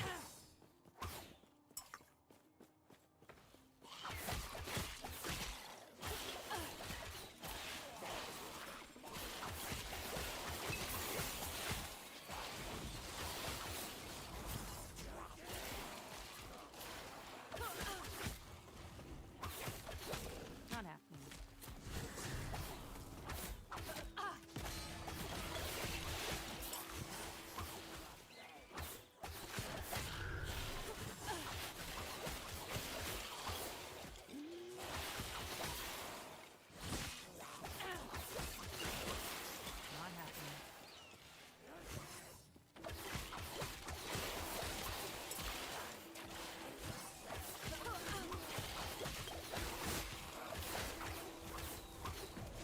Not happening.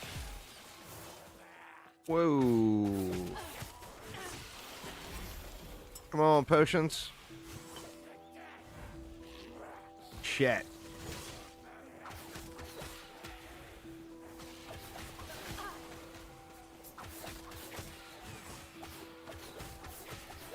There's a couple. Wow. Just getting beat down here.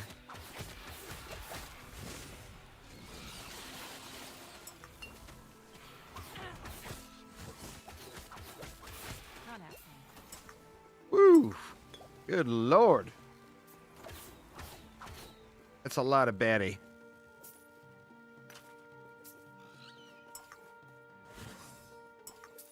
And we got a key up there. Now, in a perfect world, you find a key to the sanctum. But, of course, RNG is RNG. We got the wrong dungeon. So, we got Lightless Arbor, and what we're really wanting is Sanctum.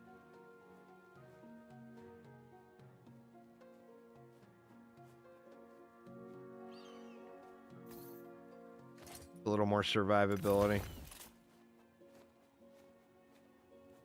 Plus the frailty is nice.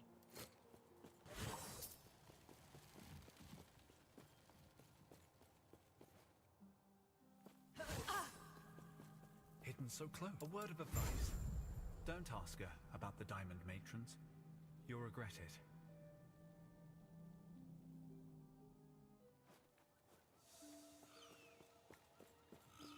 All right, and then you see enter Oracle's abode.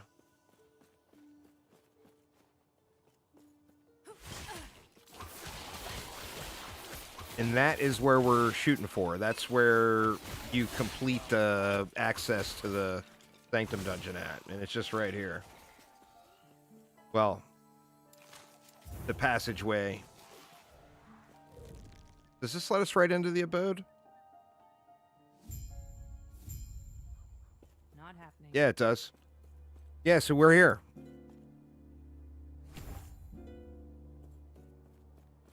So that's what, 3 hours and 42 minutes. Like I said last night, I did this exact run on a VK testing it, and it was like 2 hours and 19 minutes or something like that. But this person right here is the quest you're looking for. So, I mean, you can complete the Speak with the Oracle too, but mainly you're looking for this quest. And it's called what? The Sapphire Tablet. May a terror smile upon you. This is 5. This is through Act 5. So basically, you go through Act 5, go and unlock the Sanctum waypoint, so you have it. So now what we do is we go back to the Shining Cove.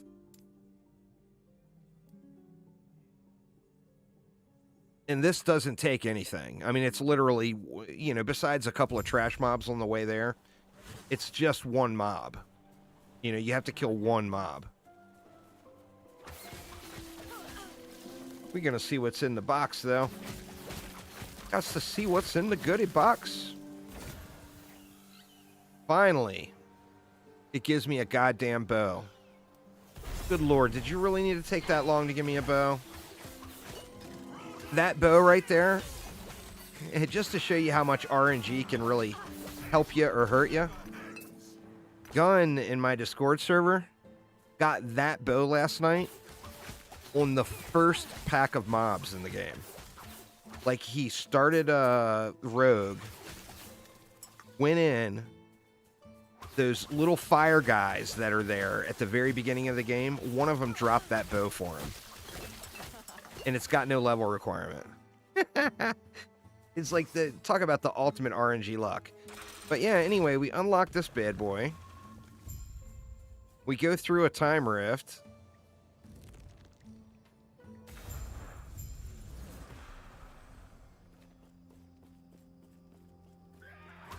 I guess we do have a few enemies to kill here.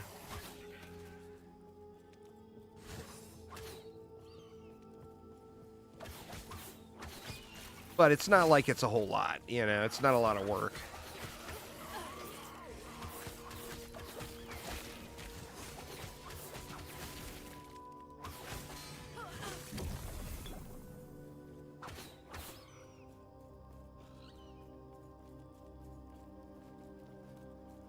Even quicker if you go the right way.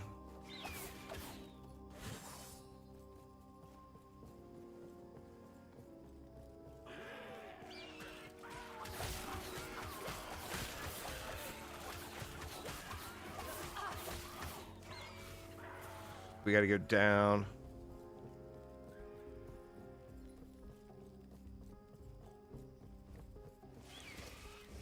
Down and up and around and over. You guys know that routine.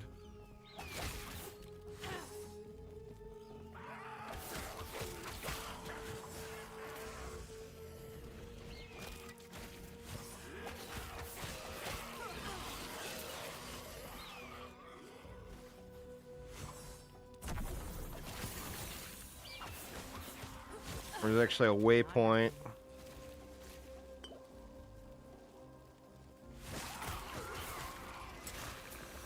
And there we are. We have arrived. So that's it. You just got to run through that one little thing. You got one mob in here.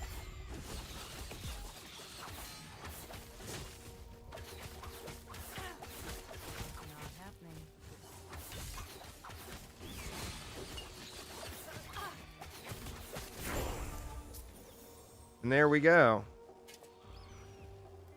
So now you want to come on in and grab the waypoint to save yourself that run later, and you can just teleport right to it. Since we're here anyway, you might as well get the waypoint, right? But that doesn't require anything but going in. And now we go back to the Oracle's abode.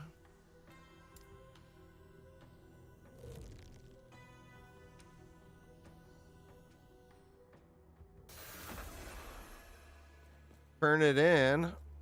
Yes. And we collect another passive point, 2 more idle slots, and we're done. May I tear a smile upon you? So then we just go to the end of time and start working on end game. And as soon as we get a sanctum key, we can come back and run the sanctum. Once we go through the sanctum, the exit of it is going to pop us out at the start of Act 9. You go through a little cave and it pops you right up at Act 9. So all you're looking for at this point is you just do your regular old monolith progression.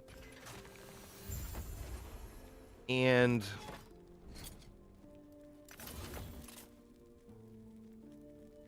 you're just looking for a sanctum key. So we got 2 lightless arbors, unfortunately. And let's see how rough it is. Now, granted, this is complete nubbery. No gear. No clues. Yeah, this is like running maps. No gear and no clues, but let's see if we're able to kill anything. Not happening. And we're going to be super squishy here.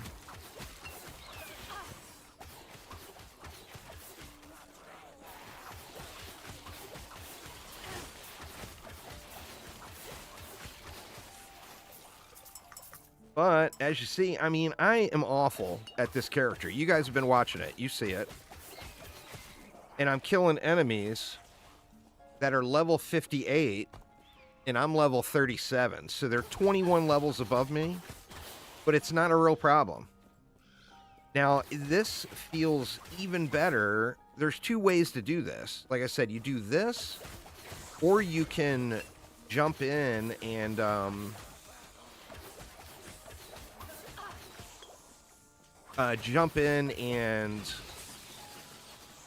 after Act 7. So basically, you would do the same thing, except you would go to Act 7. And what that's going to give you is all of your passive points and all of your idle slots. So if you go to Act 7, you're going to be way stronger. And then you go through the Skank Sanctum, you skip Act 8, and you go right to Act 9.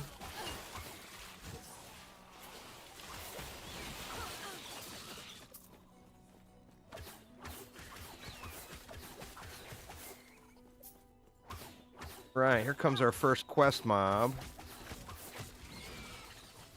And you see my bird just wrecking them. Oh, well, I got wrecked. But my bird wrecked the shit out of him. So that's it. And then you just do that until you get that Sanctum key. Go back and run the Sanctum. Pop out and boom, you're in Act 9. And like I said, that was 3 hours and 45 minutes. I took about a 15-minute break. And I suck.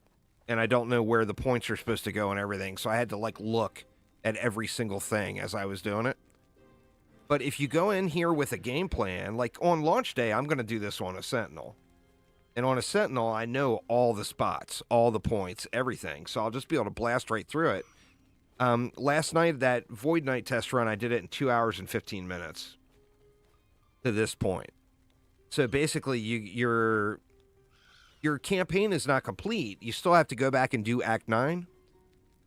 But all your monolith progression is all saved. So, realistically, well, I mean, on my Paladin, I did it, and I had terrible luck, and I didn't get a Sanctum key.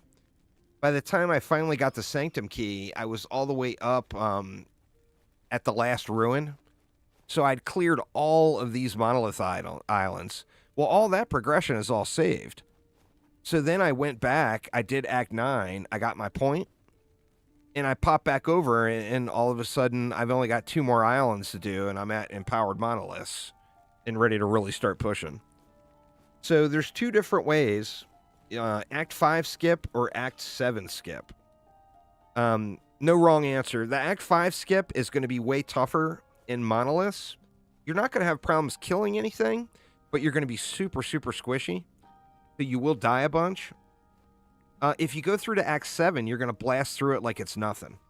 If you go through to Act 7, the monolith stuff is going to be like 10 levels, 10 to 15 levels higher than you, instead of 20 plus levels higher than you. So you just zerg through it, just like you normally do. So, one of 2 ways. The more casual way is Act 7, then skip Act 8, and then the sweatier way is just go to Act 5, and then skip 6, 7, and 8. But that is the plan. It's funny, now I'm going to go and look up some guides on the Falconer and see what I did wrong. Because that did not feel super smooth to me. And I know this is supposed to be like a really, really OP leveling build. So I obviously didn't do it right. Maybe I'll actually look and try it again with a clue. Because this was completely blind. No idea where to put the points or to do anything. But anyway, y'all, it is about dinner time at the old Juice household. So I am going to call it a day here. Thank you so much. I do appreciate it a ton. But yeah.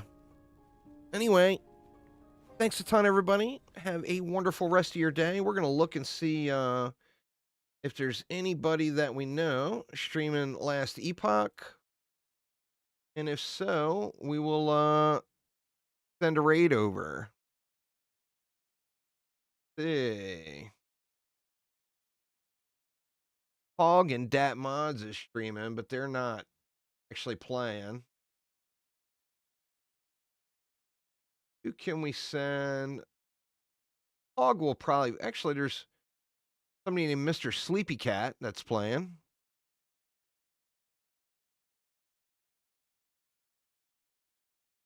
Let's I'll send you guys over to Hog.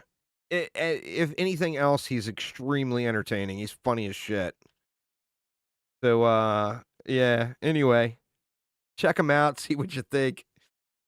But thank you all an absolute ton for hanging out. Have a great night, and I will see you all next time. Take it easy, y'all.